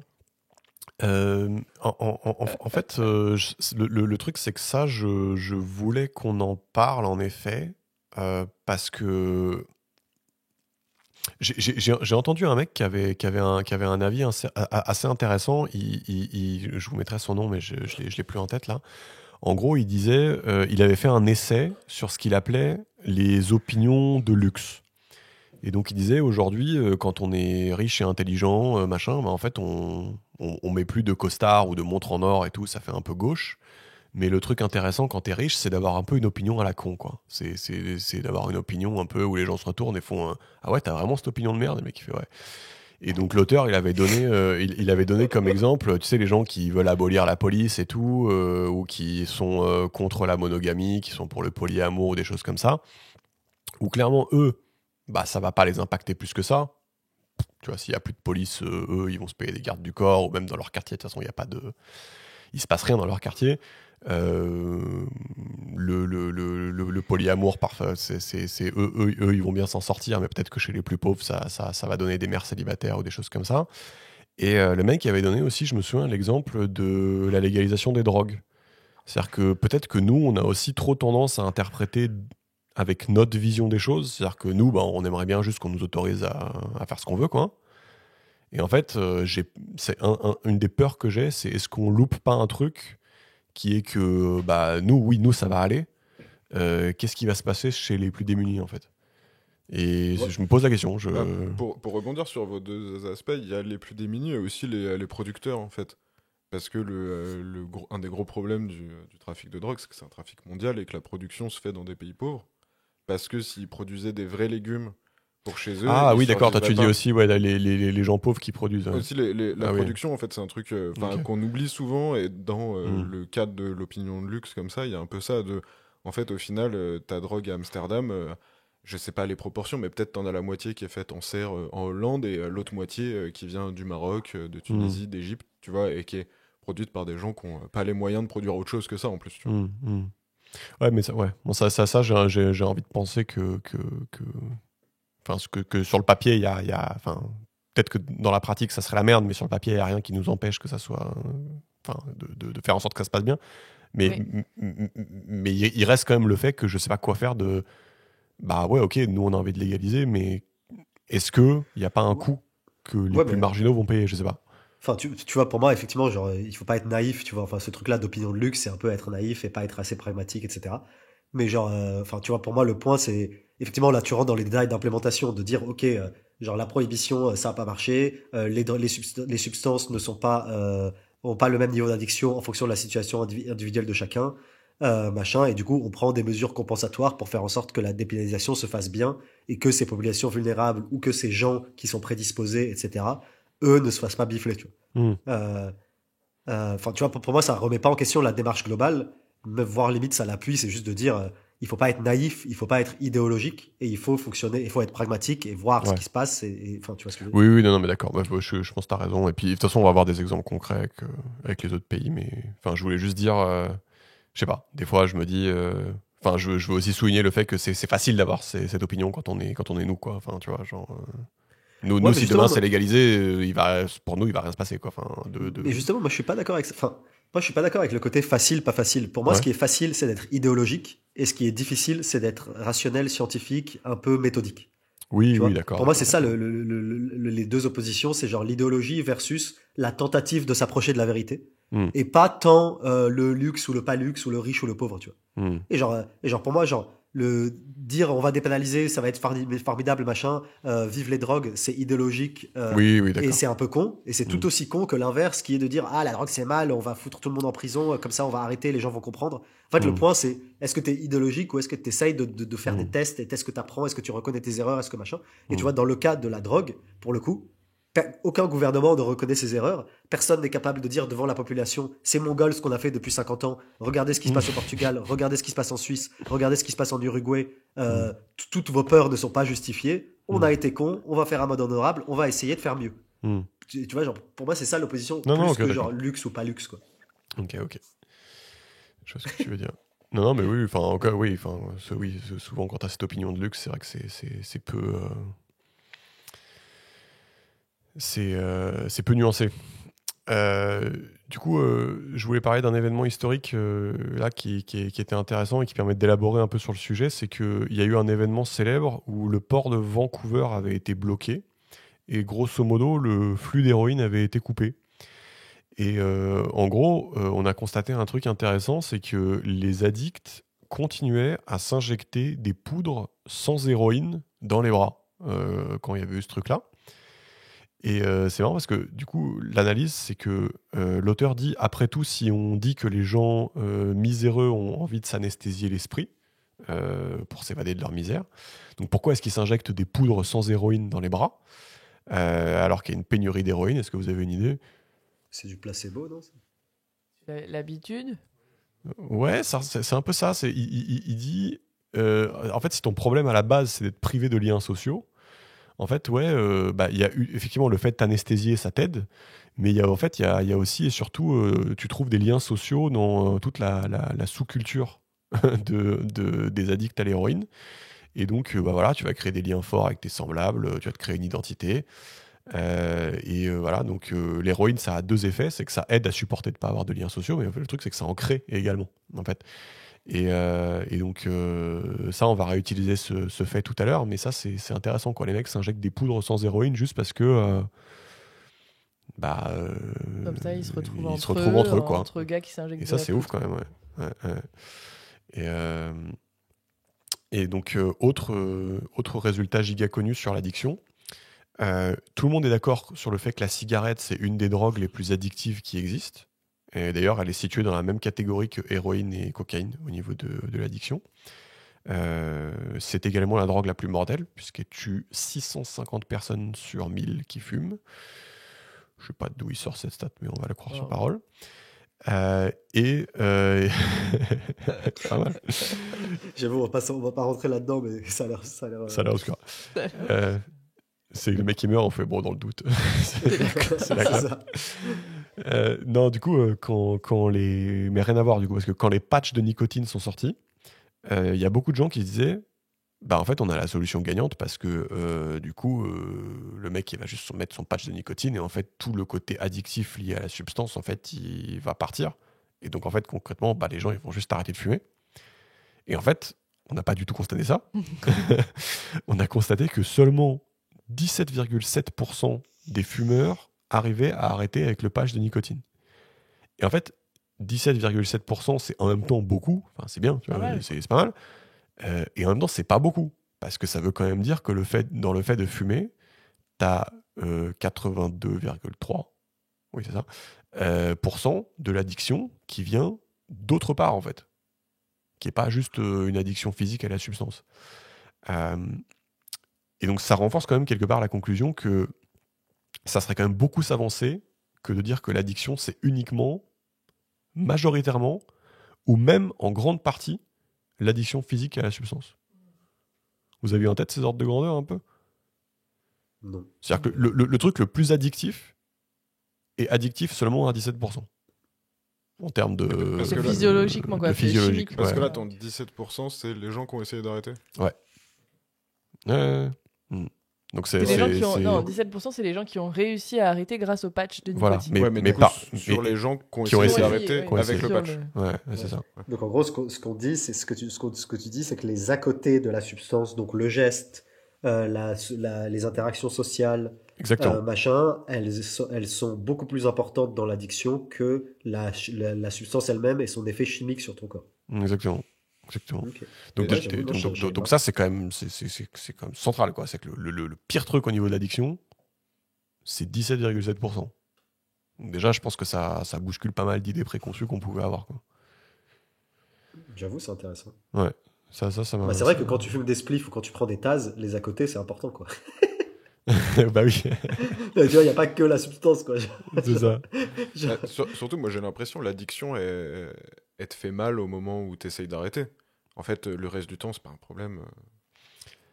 Ouais, alors. Ouais, et du coup, si tu kiffes fumer des clopes pour plein de trucs, en attendant, tu sais, genre tu fais ta pause avec ton café, tu vas boire un coup, t'es en soirée, bah en fait, au final, le jour où t'essayes d'arrêter, ça te fait trop mal, le patch suffira pas forcément avec tout ce que ça te procure de bénéfique, en fait. Ouais, en fait, si tu veux, il y a aussi toute une chose qui est, c'est quoi la définition de l'addiction? C'est-à-dire que l'addiction, on pourrait quand même, enfin, tu vois, tu peux te branler dessus, mais si tu essaies d'avoir, enfin, moi, la définition que j'aimais bien, c'était, en gros, quand ça devient un problème pour toi. C'est-à-dire que quelqu'un qui prend de la drogue tous les jours et qui kiffe, et enfin, je sais pas, il y a des gens qui prennent du café tous les jours, tu vois. Oui. Et voilà. Et enfin, en fait, tant que tu kiffes et tant que ça t'apporte du bonheur, enfin, tu vois, je sais pas si c'est de l'addiction. Et après, il y a toute la partie, du coup, bah, quand tu veux arrêter, c'est quoi un peu combien ça t'en coûte.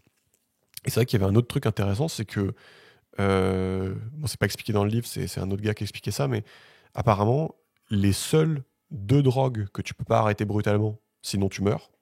Vous savez ce que c'est, quoi? Bah, l'alcool. L'alcool, ouais. L'alcool, si t'arrêtes brutalement, tu meurs. Vous êtes chaud, je sais même pas. Et le deuxième, c'est les benzodiazépines. Donc, c'est en gros les espèces de pilules là, pour le stress ou l'insomnie. C'est les trucs genre Xanax. Et c'est les 2 seuls trucs où si t'arrêtes brutalement, en gros, tu meurs.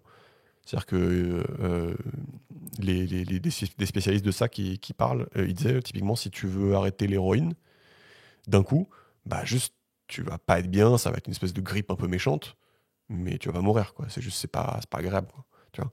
Et donc ça permet aussi de recalibrer un peu les choses. Enfin, quand même, le pire là, c'est l'alcool, tu vois. Donc c'est quand même pas tout à fait ce que les gens ont en tête non plus, tu vois. Mais du coup, dans les cures de désintox pour alcooliques, ils leur donnent un peu d'alcool quand même. Alors l'alcool, t'es obligé de faire petit à petit, ouais. Ouais, et les benzodiazépines aussi, t'es obligé de faire petit à petit, ouais. Après, petit à petit, ça peut aller. Enfin, sur une semaine, tu peux réduire de beaucoup à 0, tu vois. Ouais, mais le truc, c'est que quand tu peux crever, je pense que c'est vraiment le truc où c'est une bonne idée d'être suivi par quelqu'un qui non, sait, mais tu vois ce que je ils veux font dire. ça vraiment dans des hôpitaux, Ouais. et parce que le délirium très mince, les gens deviennent fous Ah ouais, c'est ça. et ils meurent. Et donc, à votre avis, combien de pourcents d'utilisateurs de crack deviennent addicts? Et donc, je rappelle, le crack, c'est de la cocaïne qui a été transformée pour pouvoir se fumer. 90%. Ouais, moi j'avais sur le crack, j'avais en tête tout le monde. Ok. Alors, parmi les utilisateurs interrogés, 3% d'entre eux en ont pris le mois dernier, 20% ont été addicts à un moment dans leur vie. Et l'auteur avait estimé ce chiffre à 90% initialement, comme vous. Donc, il a eu tort de 70%. Et donc, vous aussi, hein, par transitivité. Voilà, donc notre cerveau, ouais, il a pourtant, on avait vu vraiment un une vision reportage où- déformée de la réalité. On avait vu un reportage sur le crack. Ouais. Ah Et oui. franchement, ils avaient l'air d'avoir du mal à s'en détacher. Hein. Ils avaient pas l'air bien. Ils revenaient à chaque fois. Hein. Et du coup, ça veut dire, en gros, là, dans cette définition de l'addiction, ça veut dire que tu peux t'arrêter et en fait, physiquement, tu vas pas être bien, mais ça va aller.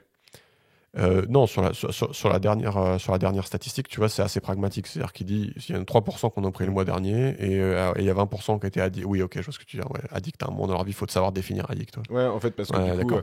en effet, si tu Bah. considères addict comme t'en as pris tous les jours pendant 2 ans et que en fait, après, t'as réussi Je pense qu'ici, c'est tu demandes à quelqu'un est-ce que vous êtes considéré addict Ok. ou pas. Je pense que c'est ça. Maintenant, on pourra confirmer.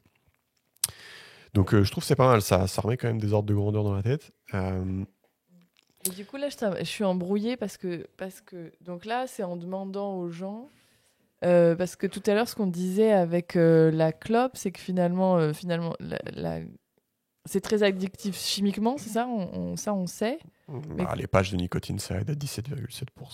Donc, en fait, pas trop. Et ce qui est plus addictif, c'est C'est tout le reste. C'est tout le reste. Et donc, du coup, pour le crack, est-ce que ça peut pas être la même chose? Je veux Oui, dire, oui, notre c'est sensation exactement de pareil. 90%. Oui, c'est exactement pareil. C'est-à-dire que tu vas avoir une partie qui est addiction chimique Mhm. et tu vas avoir toute une partie qui est addiction. Bah, j'ai besoin de m'anesthésier parce que ma vie, elle est pas cool. Ouais, d'accord. Tu as tout un tas de trucs d'à côté qui sont. Et puis souvent, c'est une spirale. C'est-à-dire que bah, tu sais, t'achètes la drogue qui coûte de plus en plus cher, ta vie, ça devient de plus en plus de la merde, t'es de plus en plus mal, les gens Ouais, c'est ça. te parlent plus, donc te prennent de plus en plus. Et la spirale, c'est plus une espèce de spirale environnementale que d'accord. chimique. Je comprends. Et en fait, c'est ça qu'on a du mal Nous, à comprendre, en fait. Tu vois. Comme c'est on est typiquement, biaisé voilà, là-dessus, quoi. exactement, quand on dit qu'on pense que c'est 90%, bah, du coup, non, tu vois. Voilà. Du coup, là, on peut se demander c'est quoi les conséquences de la prohibition sur la santé. Ça peut être intéressant.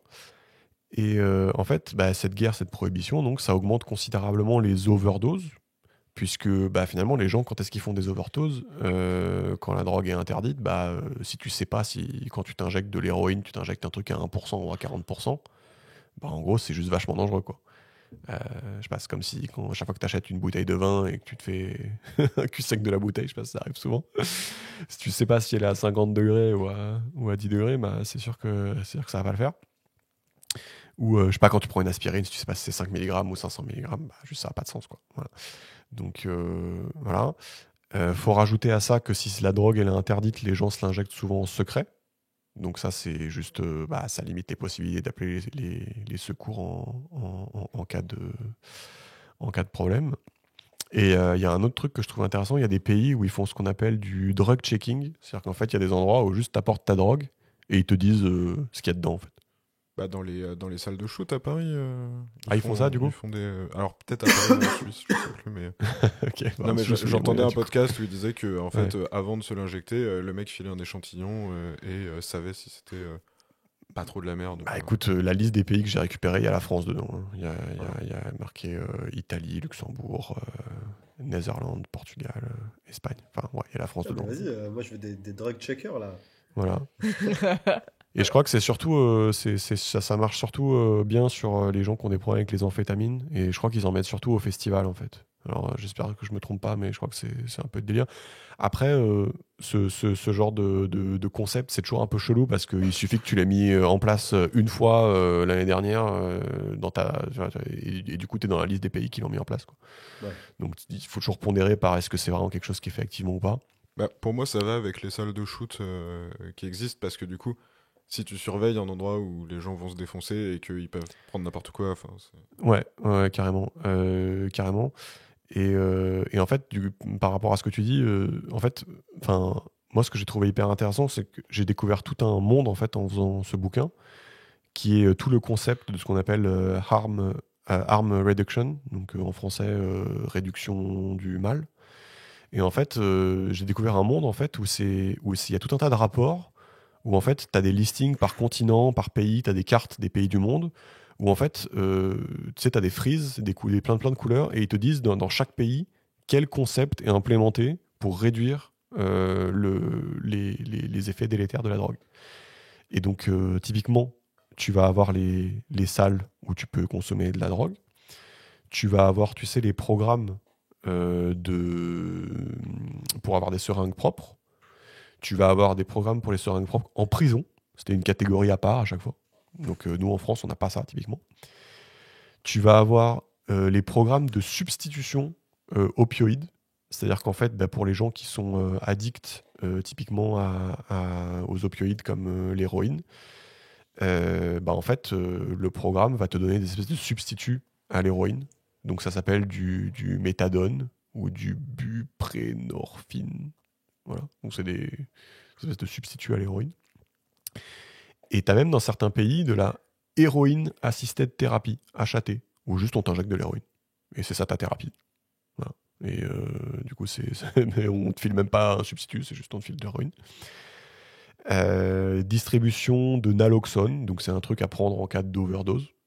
Donc tu prends ça et apparemment ça va mieux.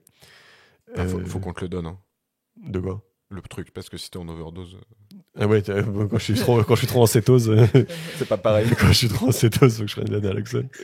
Ça m'arrive, des fois, donc il y a ça, il y a les programmes de logement et d'emploi qui ne partent pas du principe que tu dois être abstinent pour y avoir le droit. Donc ça s'appelle Non-Abstinence-Based Housing and Employment Initiative.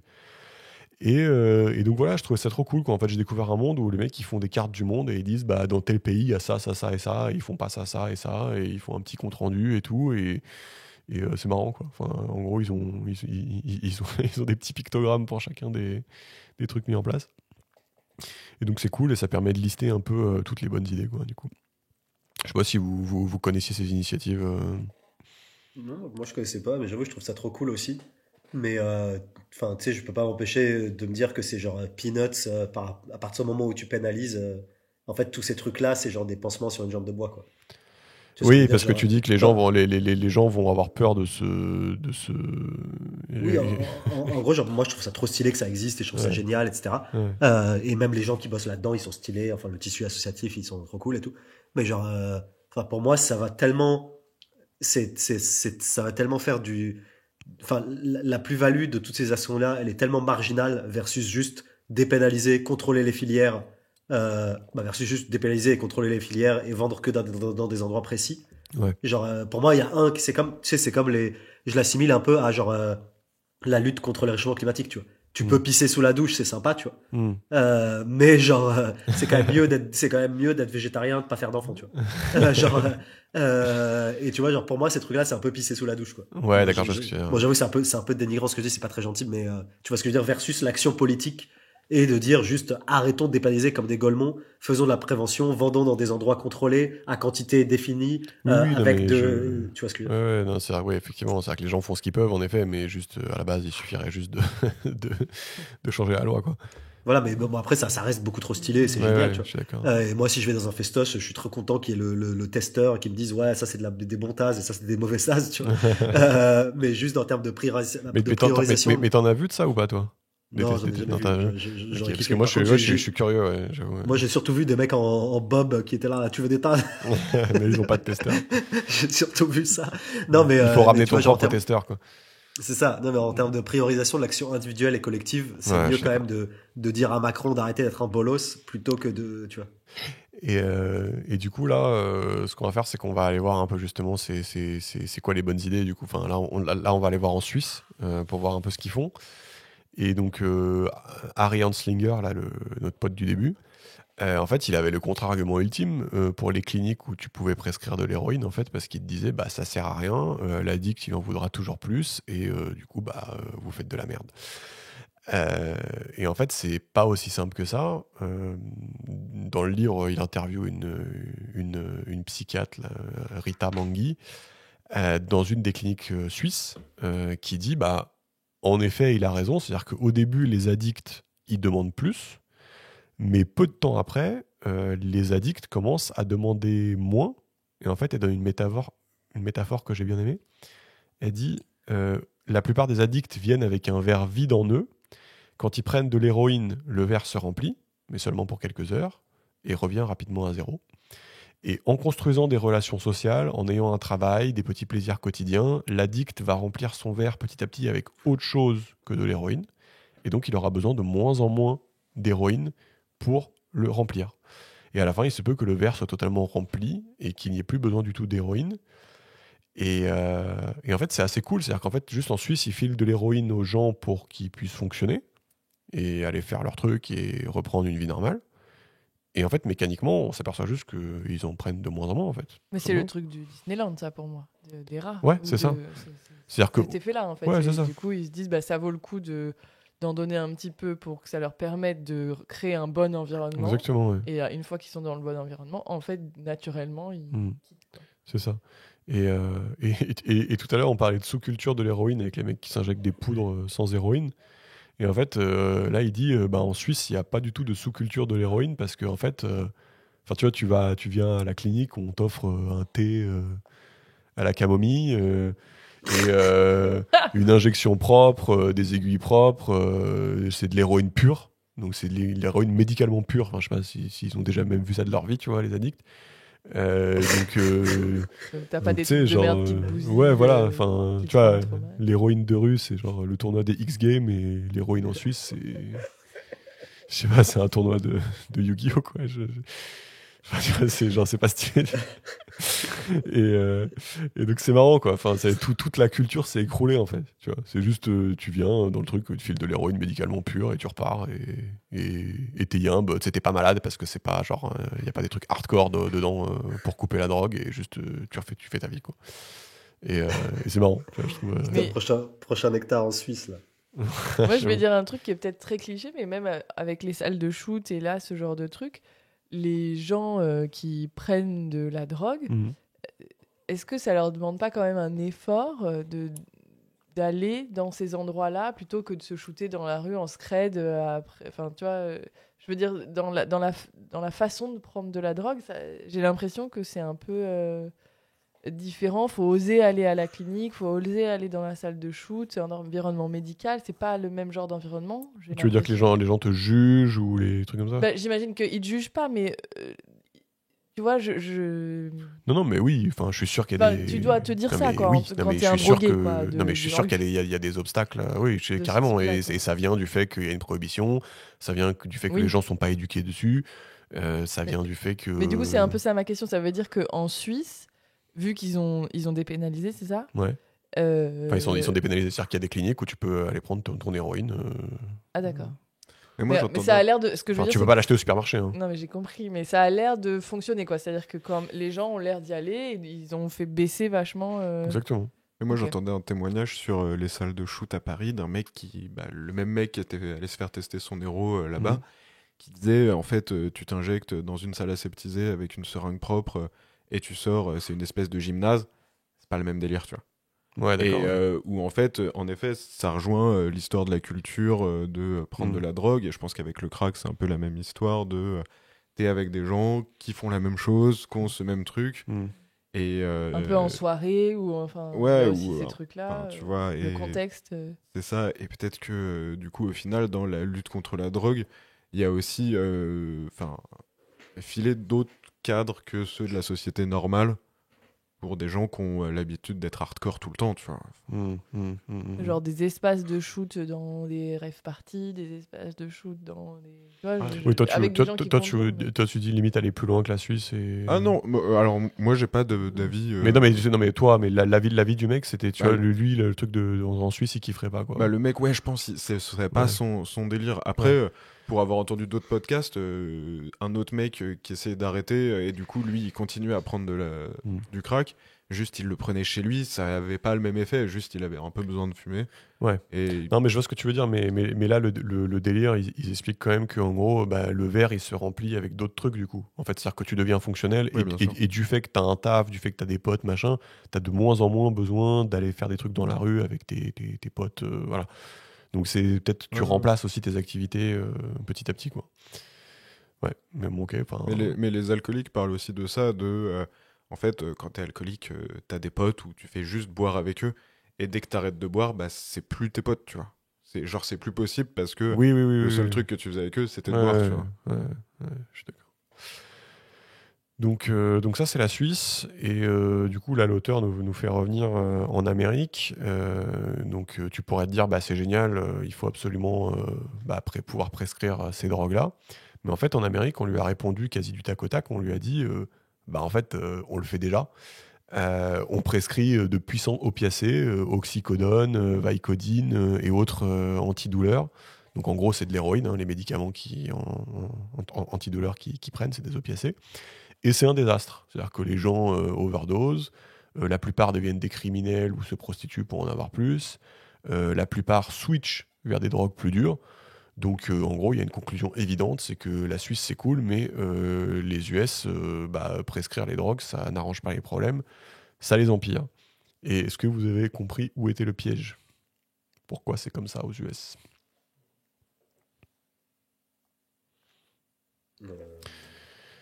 Pas contrôlé. Vous êtes pantois. Et non, Non, en fait, c'est assez simple. En fait, bon, première question, quand apparaissent les problèmes cités avec ces opiacés là antidouleurs?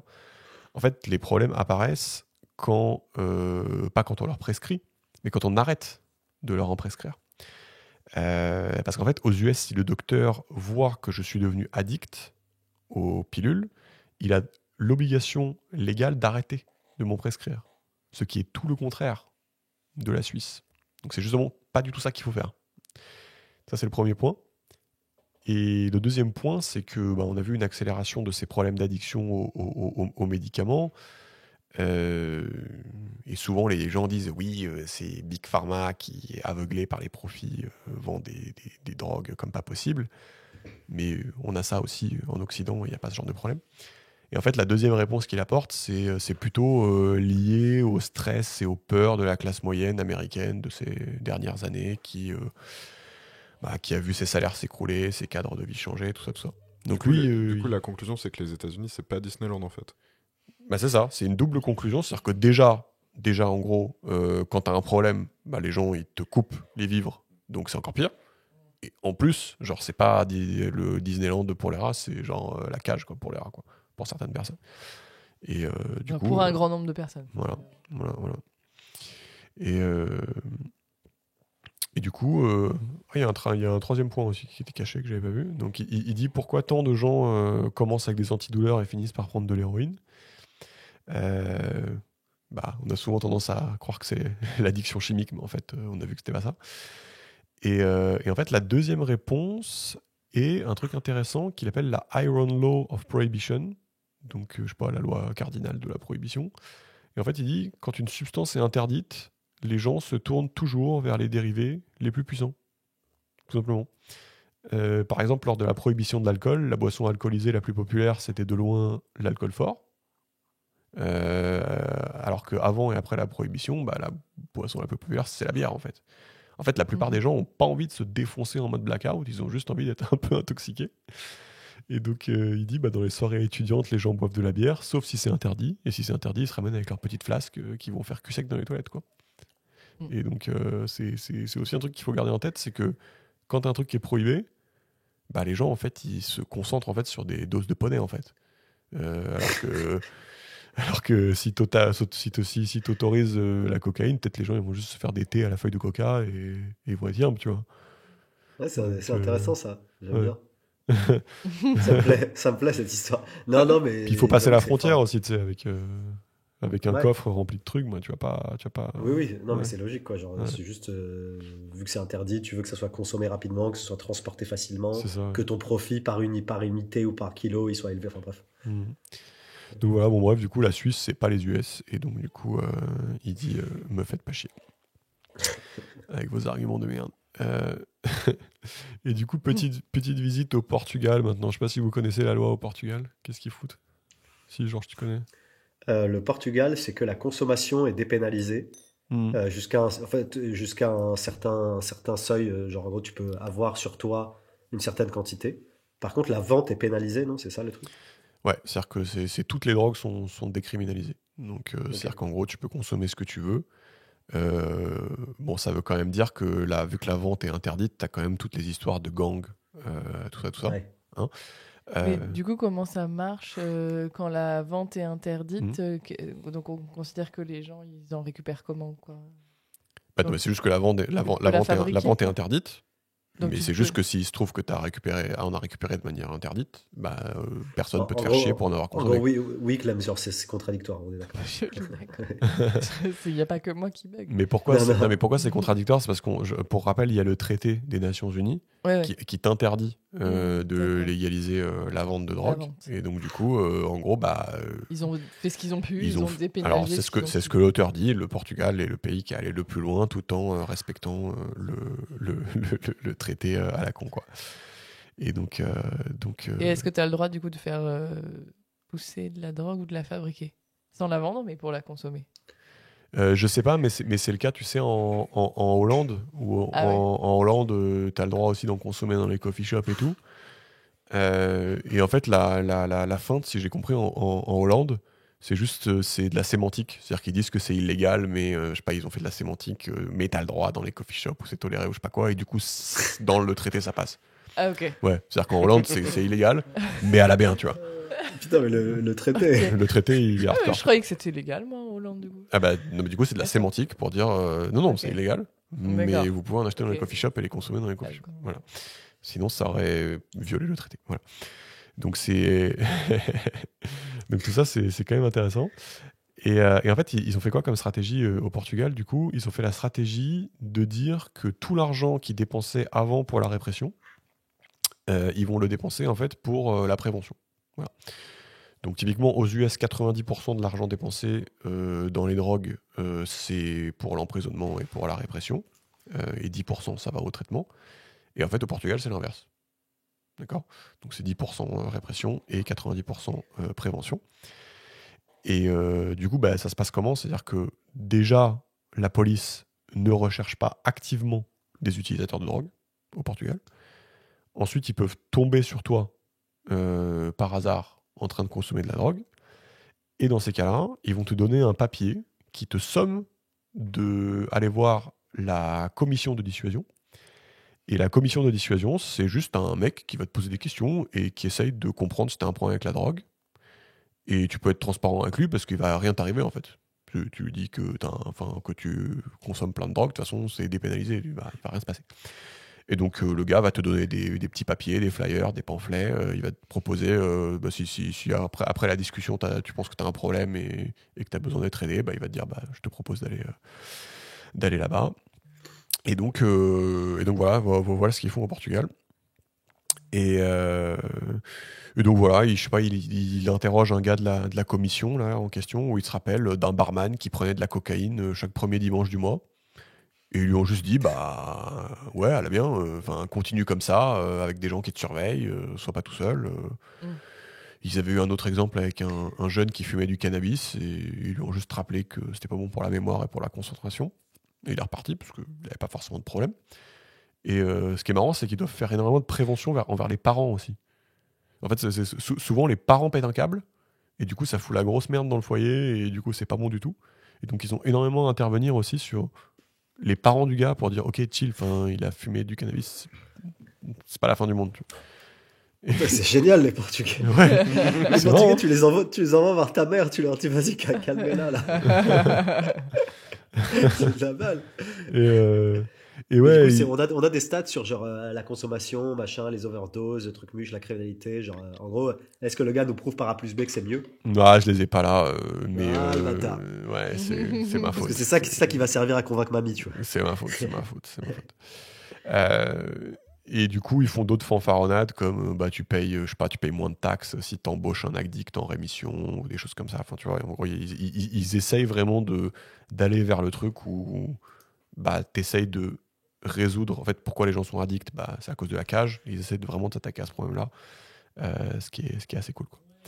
Mais bon, comme on l'a dit, il y a quand même les gangs et tout ça, puisque la drogue est pas légale, donc c'est quand même un peu chelou. La vente est pas légale. La vente est pas légale, tout à fait. Et donc là, je voulais me demander, finalement, si nous, on était les maîtres du monde, qu'est-ce qu'on ferait comme loi au niveau de la drogue? Voilà, nous quatre. Mais non, c'est l'auteur qui se pose cette question. Et pour essayer de voir qu'est-ce qu'on fait comme loi, en fait, il cite une paire d'anglais, donc c'est Danny Kuchlik et Steve Rawls, qui se sont posé cette question. Donc, comment on légalise de façon convaincante les trucs? Et voilà, ils disent, ils ont essayé de tirer les leçons du tabac et de l'alcool. Ils ont dit le tabac c'est mal, mais on est bien arrivé à réguler. Donc on sait réguler où on fume. Les gens connaissent les dangers du tabac et c'est taxé pour payer les effets délétères. Donc je sais pas, l'un dans l'autre ça marche bien. Et basé là-dessus, ils ont divisé les drogues en plusieurs catégories. Donc ils ont dit dans le premier tiers, t'aurais les drogues douces comme cannabis, ecstasy, donc MDMA, cocaïne. Et ces drogues douces, selon eux, devraient être traitées comme le tabac et l'alcool. Donc si tu es traité comme le tabac et l'alcool, ça veut dire que tu fais pas de pub, tu fais pas de logo, il y a des avertissements sur la santé, il y a une restriction stricte à la vente aux mineurs, avec des licences, Et c'est interdit en public, c'est interdit pendant que tu conduis, c'est interdit au travail. Sachant qu'on a quand même dit déjà que l'alcool était plus dangereux pour la santé quand Ouais, t'arrêtes et que la cigarette plus addictive Voilà. que ces drogues-là. Voilà, donc c'est même pas Ouais. ça, dans la catégorie du tiers 1, là, en gros, c'est même les moins dangereuses. Ouais, exactement. Et ensuite, il parle de tiers 2, où tu trouverais des drogues plus puissantes, comme l'héroïne. Alors, c'est déjà régulé dans plein de pays, dans le sens où les médecins peuvent en prescrire. Et là, selon eux, faut juste étendre le truc et dire que si t'es addict, en fait, c'est considéré comme une maladie et on peut t'en prescrire. Comme en Suisse. Et le niveau, genre douceur, dure, enfin drogue dure, tiers 1, tiers 2, machin, c'est basé sur un niveau d'addictivité supposé, c'est ça? C'est quoi le critère, quoi? Il le cite pas. Et j'avoue que j'en ai aucune idée. Je pense que c'est une espèce de combinaison d'effets délétères. Donc j'imagine que l'addiction chimique doit rentrer en jeu. Après, ça peut être aussi si c'est pas bon pour la santé, je sais pas. Mais tu vois, j'écoutais pas mal de podcasts d'un mec qui s'appelle le docteur Karl Hart. Et donc c'est marrant parce qu'il est docteur en drogue. Et il a des dreads, donc il est marrant. Typiquement, lui, il a un avis encore qui va encore plus loin. C'est-à-dire que lui, il veut que l'héroïne, ça soit légalisé. Et en fait, lui, juste, il voit pas le problème. Juste si t'es un adulte responsable, il dit que tu peux kiffer l'héroïne. Genre, il n'y a pas de souci. Enfin, si on avait de la pure médicalement dispo, en fait, juste, il est pour. Enfin voilà. Donc il y a des gens qui vont quand même plus loin que eux. Hein. Juste pour info. Et du coup, il y a un tiers 3 qu'ils ont défini où tu trouverais les drogues vraiment plus violentes. Donc là, ils ont mis crack, méthamphétamine, j'ai envie de dire champignons aussi, j'imagine que c'est dedans, même s'il n'en parle pas. Et donc, pour le tiers 3, ce qu'ils voudraient, c'est qu'on puisse construire des endroits sûrs où tu pourrais les consommer en présence de professionnels. Donc voilà, si tu veux prendre des champignons, tu vas avoir un chaman professionnel. Mais parce que tu dis champignons, mais t'as pas parlé du LSD là dans ta liste non plus. Je pense que le LSD c'est dans le tiers 3. Toi, lui, il les mettrait dans les tiers 3 Je pense que eux mettraient dans le tiers 3. Ouais. Parce qu'en fait, il y a un côté assez dangereux aux Ouais. substances hallucinogènes. Ouais. Mais il y a quand même ce truc pas du tout addictif, tu vois. Ouais, c'est pour ça que c'est la remarque de Georges, je pense qu'elle était pertinente, c'est qu'en gros, je pense que c'est une combinaison d'addiction, de dangerosité, voilà. Donc je pense qu'ils ont essayé de définir leur catégorie comme ça. Et ouais, le LSD, peut-être ça fait un peu flipper, ouais, j'imagine qu'il faut pas faire ça tout seul, peut-être faut faire ça avec des pros quand même. C'est un peu dangereux de faire ça tout seul. Donc je me dis ça doit être dans le tiers 3. Et tu vois, c'est intéressant, c'est-à-dire qu'eux, ils sont pour donner l'accès aux gens, parce que c'est vrai que le LSD, c'est cool, parce que j'imagine que tu peux avoir des expériences quand même qui t'ouvrent un peu certains nouveaux horizons, mais c'est pas un truc que peut-être que tu ferais tous les jours non plus, et que c'est bien d'avoir un mec qui t'accompagne, qui te met dans le mood, qui organise le truc pour pas que tu aies une mauvaise expérience, tout ça. Voilà. Donc tiers 1, tiers 2, tiers 3, je trouvais ça assez cool. Et mais du coup, là, il classe pas clope et alcool et café. Vu que c'est déjà tiers 1 en fait. Bah en fait, vu ce que tu avais dit, je me suis dit que ça se trouve, ça allait être dans tu penses tiers 3, tu vois. Non, mais eux ne suggèrent pas de les déclasser du coup. Okay. Mais on pourrait se poser la question. Ça se débat, je suis d'accord, mais non, mais du coup, non, c'est déjà acquis. Ok, ils le laissent en tiers 1, quoi. C'est ça. Donc ça, c'est cool, cette répartition-là. Et quand même, il y a quand même une question qui reste en suspens. C'est quand même que si on fait ça, on est tous d'accord que, c'est quand même à peu près sûr que les gens vont consommer plus de drogue. Donc il va le démontrer. Mais en fait, lui, ce qu'il dit, c'est que quelque part, on s'en fout. En fait, la vraie métrique, c'est est-ce qu'il va y avoir plus d'overdose, plus d'addiction, plus d'enfants qui consomment. C'est ça la vraie métrique. Voilà. Et donc, il va essayer de répondre à ces peurs. Donc, qu'est-ce qui se passe quand tu mets en place ce truc des 3 tiers au niveau des... d'une part de la consommation, ça on se dit que ça va augmenter, et d'autre part sur les effets vraiment délétères qu'on vient de citer.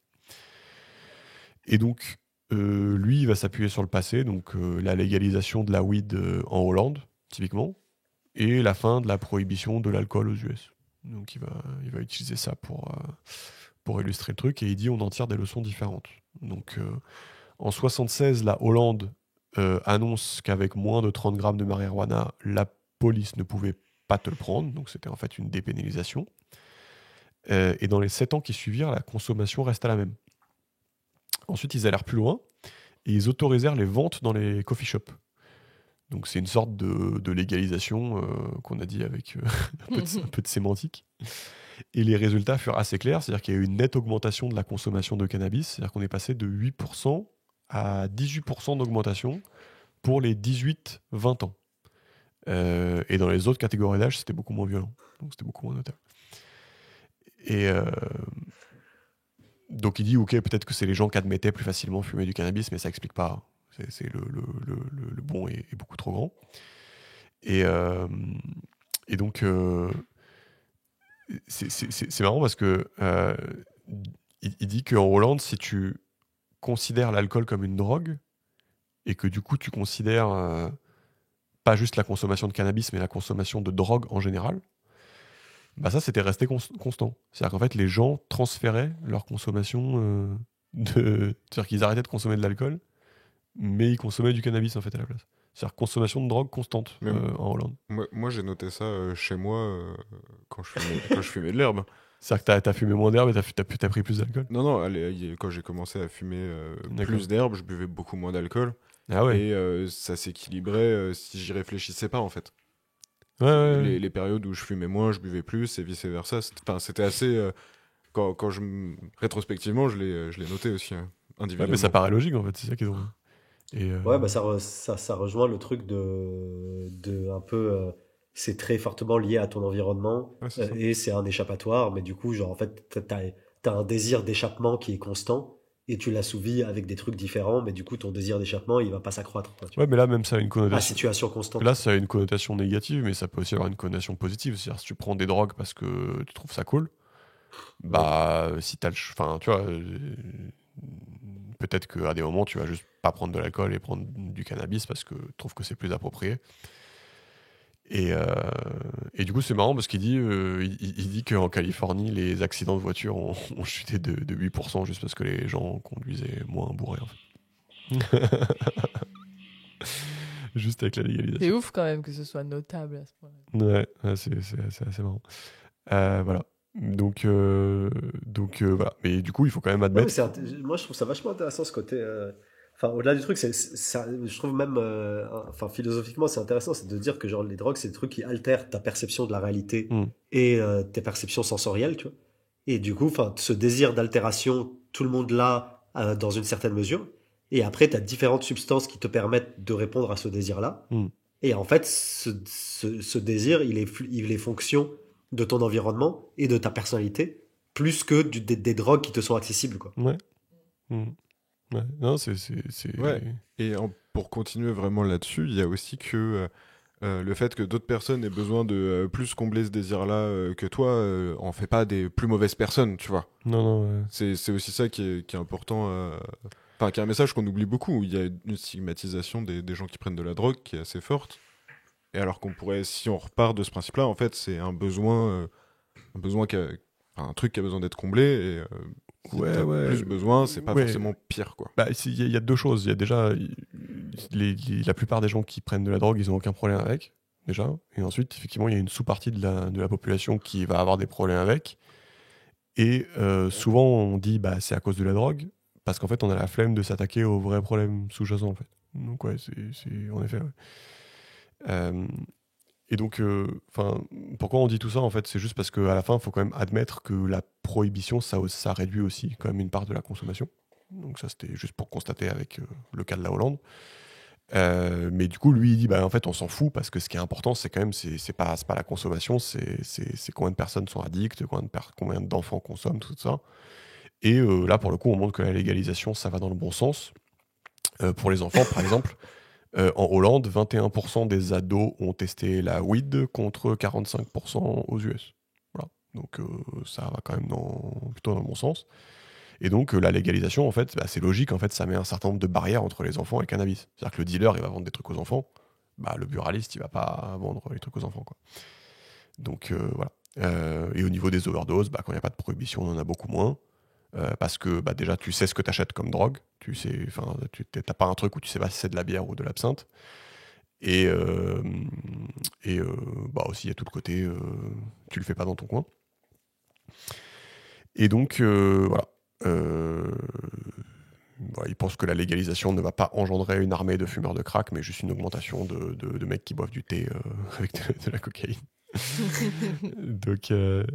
Donc là, c'est le moment un peu dans le livre où il fait le bilan, c'est-à-dire qu'il fait la liste des arguments pour la légalisation et il fait la liste des arguments contre la légalisation. Donc pour la légalisation, il n'y a plus de gangs armés, taux d'homicide en chute libre, confiance en la police qui est de retour dans les communautés pauvres, accès restreint aux enfants et aux adolescents, taux de sida en chute libre, les gens vont utiliser des doses plus faibles, donc ils vont arrêter de se mettre des races, chute de l'addiction, libération des minorités qui étaient dans les prisons. Donc ça, c'est pour les arguments pour.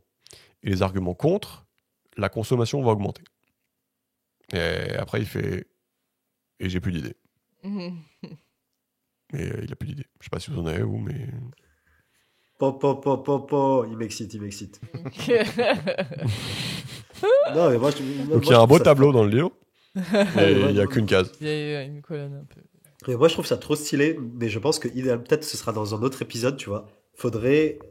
En fait, mon point, c'est que là, tu prêches un peu un convaincu, etc. Ouais. Et moi, il faudrait plutôt analyser, genre, comment ça se fait que ça perdure, comment ça se fait que c'est worldwide, tu vois, genre... Enfin, j'ai l'impression qu'il y a plein de trucs où, genre, il y a plein de sujets, bon, en particulier celui-là, pour moi, c'est paroxystique, la science a démontré que, genre, que c'était Golemont, tu vois.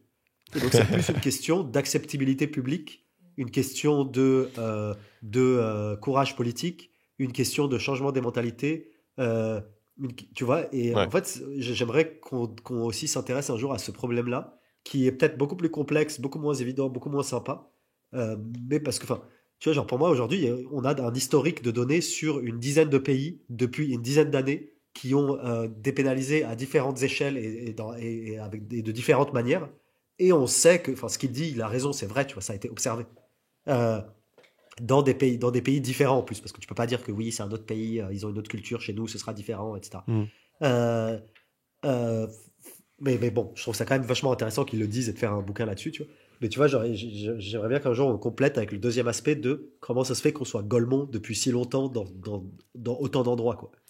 Mais je pense que si tu oublies le côté, c'est le traité avec les Nations Unies, si tu oublies ce côté-là, qui est un peu facile, je pense que c'est vraiment possible d'avoir une espèce de série de phénomènes qui sont mal alignés et qui emmènent tout le monde dans cette direction-là, dans le sens où, en fait, dès que tu vas avoir des emmerdes dans un quartier ou dans une communauté parce qu'elle n'est pas bien traitée, parce qu'il y a d'autres problèmes politiques, parce qu'ils s'en sortent pas, parce qu'ils sont dépressifs, parce que voilà, ils ont des problèmes, et que de fait, du coup, ils ont des problèmes avec la drogue, il y a une espèce de mécanisme qui se met en place où on en a parlé, c'est que pour les politiques, c'est facile de dire « Ah, il y a un problème de drogue, je vais le résoudre ». C'est beaucoup plus difficile de dire qu'il y a d'autres problèmes à résoudre. Et en plus, c'est encore plus difficile de se dire je vais ouvrir les portes et je vais ouvrir les barrages et je vais tout légaliser. Parce que ça paraît juste... Enfin, tu vois, c'est comme si... je sais pas, t'as que ton barrage, il commence à fuiter un peu et tu te dis, vas-y, je vais ouvrir toutes les vannes, tu vois. C'est un réflexe presque humain, j'ai envie de dire, quand t'as une fuite, de mettre ton pouce, tu vois. Et du coup, c'est pour ça que c'est dans tous les pays, en fait. C'est que c'est juste le flux normal des raisonnements humains et des incentives, quoi, au niveau politique. Ouais, je vois. Non, mais je pense que c'est effectivement une explication. Mais tu vois, c'est quand même durable. Ça dure depuis hyper longtemps. Même en France, on est très loin, tu vois. Genre, à 15 ans, ce sera pas fait. Alors qu'on est quand même un pays riche, qu'on est quand même un pays relativement cultivé. Cultivé dans le sens où les gens ont du temps libre, ont accès au savoir dans une certaine mesure. Mais et on a un voisin qui est le Portugal, qui est pas très éloigné. Tu peux pas dire, eux, ils sont chelous. Chez nous, ce sera complètement différent. Enfin, mais quand tu demandes aux politiques est-ce qu'ils veulent légaliser le cannabis, ils te répondent toujours un truc, je caricature, mais ils te répondent ouais, franchement, j'y pense, pourquoi pas et tout, mais non. Ouais. Ouais, et mais tu donc, parlais du coup, ils sont chauds, tu vois. C'est juste que non. Mais ils le font pas pour des raisons électorales. Voilà. Enfin, tu vois, c'est un poulet l'œuf. Ils disent c'est parce que mes électeurs veulent pas. Et on en revient à Mamie qui veut pas. Et il se trouve que Mamie vote beaucoup plus que nous. Mais Mamie, elle vote 4 fois par jour. Tu vois. Et tu vois, ça casse les couilles. Elle a le temps. Non, mais enfin, Bref, genre là, je suis pas en train d'être constructif et voilà. Mais Non, mais moi, je pense que ça fait partie des raisons pour lesquelles c'est pas fait. C'est l'acceptabilité dans une certaine partie de la population qui vote. En Oui, tout cas, en non, mais France, non, mais je vois bien. ça défie toute logique. Ça défie toute logique. Enfin, quand tu sais que l'alcool est légal, ça défie toute logique. Moi, le seul argument que je vois, c'est de dire peut-être que d'avoir une seule drogue autorisée et on vous autorise la plus hardcore, c'est déjà pas mal. Fermez votre gueule. On va pas réussir à contrôler tout si on commence à. C'est le seul argument que je vois. Mais je suis sympa, quoi. En fait, Encore, pour aller dans cet argument, il y a aussi le truc dont je parlais tout à l'heure de la production. Le vin, on en produit intensément en France.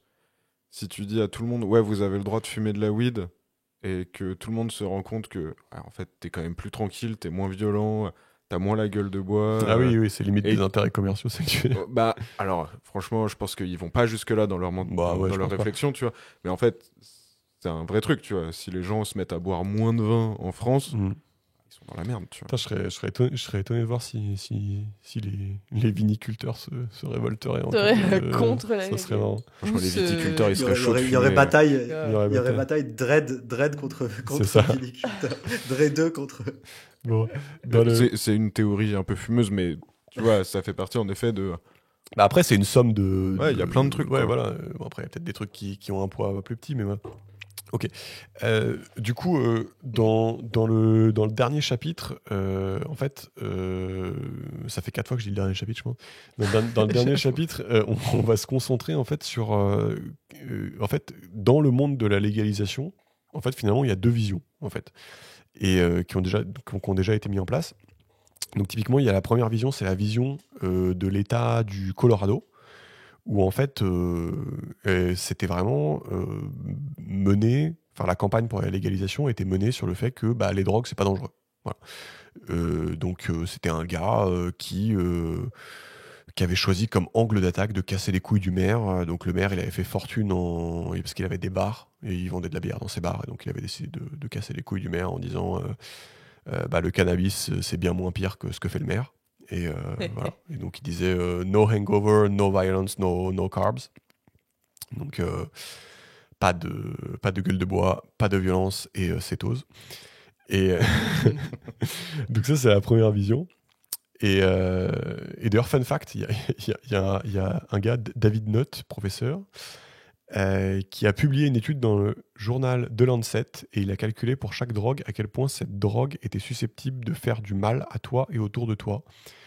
Il a trouvé une drogue au-dessus des autres avec un score de 72. Ensuite, il y avait l'héroïne avec un score de 55, le crack 54, méthamphétamine 32. Et c'était quoi la drogue à 72 ? L'alcool. C'était l'alcool. Donc du coup, dans la première vision du monde, il faisait chier le maire. Il disait bah tu vends de la bière, donc qu'est-ce que tu nous fais chier avec le cannabis ? Donc, Et ça, c'est passé, du coup c'est passé, ouais, en Colorado, ouais.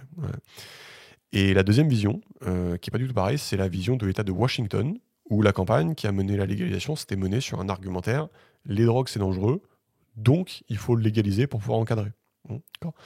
Et donc c'était une certaine Tonya Winchester, voilà, qui a eu une sorte de révélation quand elle s'est aperçue que les seuls profils qu'elle poursuivait dans son cabinet étaient des Noirs et des Latinos, alors qu'ils fument pas beaucoup plus que les Blancs, et c'était bien souvent des jeunes. Donc ça la faisait bien chier. Et donc voilà, elle était partie sur cet angle-là. Et voilà, elle remarqua que la drogue, c'était la priorité pour ses patrons. Et donc quand elle faisait ça, elle faisait pas autre chose. Donc ça lui tenait à cœur. Et donc ce qu'on est en train d'expliquer, c'est que les deux campagnes, en fait, ont produit des résultats très différents. C'est-à-dire que dans un cas, l'argent des taxes allait...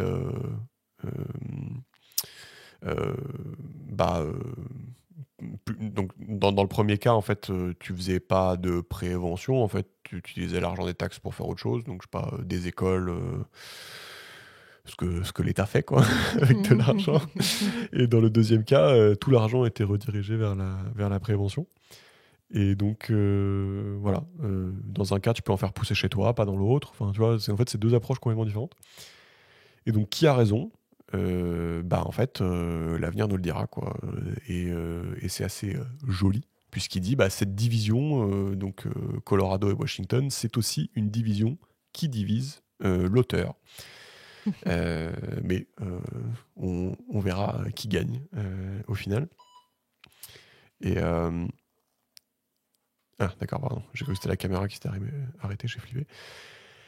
Et donc, pour finir, et cette fois-ci, c'est promis, c'est vraiment fini, il finit avec l'interview d'une fille qui était chargée de mettre en place la réglementation vis-à-vis de la régulation du cannabis au Colorado.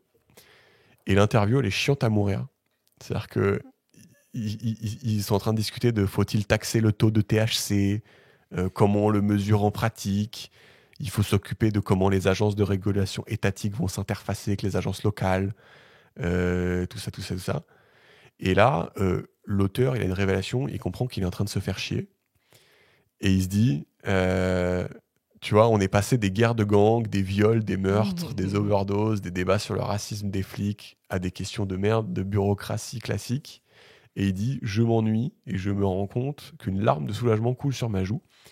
Quand tu te fais chier, c'est quand même que le problème est en passe d'être résolu. Et j'ai trouvé ça quand même vraiment pas mal. Et voilà, donc Chasing de Scream. Allez, je vais vous faire la dernière phrase du livre quand même, comme ça vous aurez vraiment l'expérience de la lecture. Et donc la dernière phrase, c'est en fait, il nous apprend que notre pote Harry Anslinger était également dealer de drogue, puisqu'il s'était plié en quatre pour procurer de la drogue en continu à un sénateur, John McCarthy, qu'il aimait beaucoup.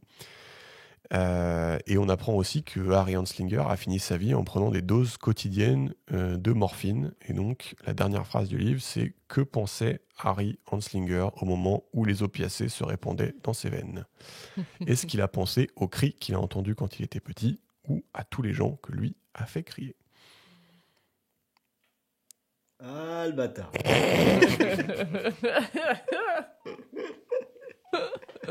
Ah, le bâtard. Et voilà. Non, franchement, c'était cool. J'ai kiffé. C'est un sujet après, cool. j'ai Hein. kiffé, mais j'aurais kiffé que sur qu'il y ait quelqu'un, genre pour la prohibition autour de la table qui nous explique. Enfin, tu vois, Après, je crois qu'il y a juste pas d'argument en fait. Je crois. Ouais, là, le truc, c'est qu'on est un peu tous d'accord. Et j'aurais kiffé qu'on se heurte au gars qui est là, mais non, c'est pas bien, tu vois. Ouais, on peut essayer de trouver peut-être une assoce de mecs qui sont contre. Mais en fait, les gens vont plus parler des problèmes qu'ils ont quand il y a des addicts dans leur rue, quand une municipalité met justement une salle de shoot et que ça fait des gens qui traînent. Mais ouais. Est-ce qu'il y a vraiment des gens qui sont, tu sais, genre fondamentalement contre Bah, par habitude, quoi, ou par méconnaissance, Ouais. j'ai l'impression. Mais... Et aussi, en fait, assez vite, j'ai l'impression que l'argument de, en fait, oui, il y a des gens qui vont mal à cause de la drogue, mais en fait, c'est lié à leur environnement ou un contexte dépressif, etc. En fait, avec cet argument-là, tu réponds aux gens qui sont, j'ai l'impression, qui sont pour la prohibition en disant, bah oui, en effet, ça crée des choses très néfastes mais pour certaines personnes. Et du coup, on peut légaliser et suivre ces gens-là. J'ai l'impression qu'assez vite, on arrive à dire ça. Quoi. Donc, Je sais pas, de toute façon, le débat, je sais pas s'il est long, mais... On est tous d'accord, donc c'est vrai qu'on n'a pas beaucoup débattu. Mais non, en fait, je sais pas, moi j'ai trouvé ça cool parce que... Enfin, en fait, tous les petits fun facts là et tout, je connaissais pas du tout. Moi, j'avais vraiment dans l'idée que c'était purement chimique, que c'était pas bien, qu'il n'y avait pas d'autres visions et tout. C'est vrai que ça permet de prendre du recul. Ouais, c'est vrai qu'il y a les infos aussi sur le fait que l'addiction, c'est grandement lié à ton environnement. Ouais. Ce qui est vachement intéressant parce que du coup, ça pose des réflexions un peu morales et un peu sociétales de genre... Effectivement, si tu prends de la drogue, ok, il y a le côté un peu prédisposition génétique, mais il y a surtout le côté, c'est que ta vie, c'est un peu de la merde. Si tu abuses plutôt de la drogue, si tu as des problèmes avec la drogue, pas si tu en prends, si tu as une consommation normale, tu vois. Donc ça, c'est intéressant, j'avoue, je n'avais pas ça en tête. Ouais, c'est plus un symptôme. Voilà, et il y a le côté, un peu la classification des drogues et que le fait que genre les extas, la weed, en fait, c'est pas grand-chose et on peut kiffer. Yes. Bah, on ferme le... On s'arrête là. Yes. Merci.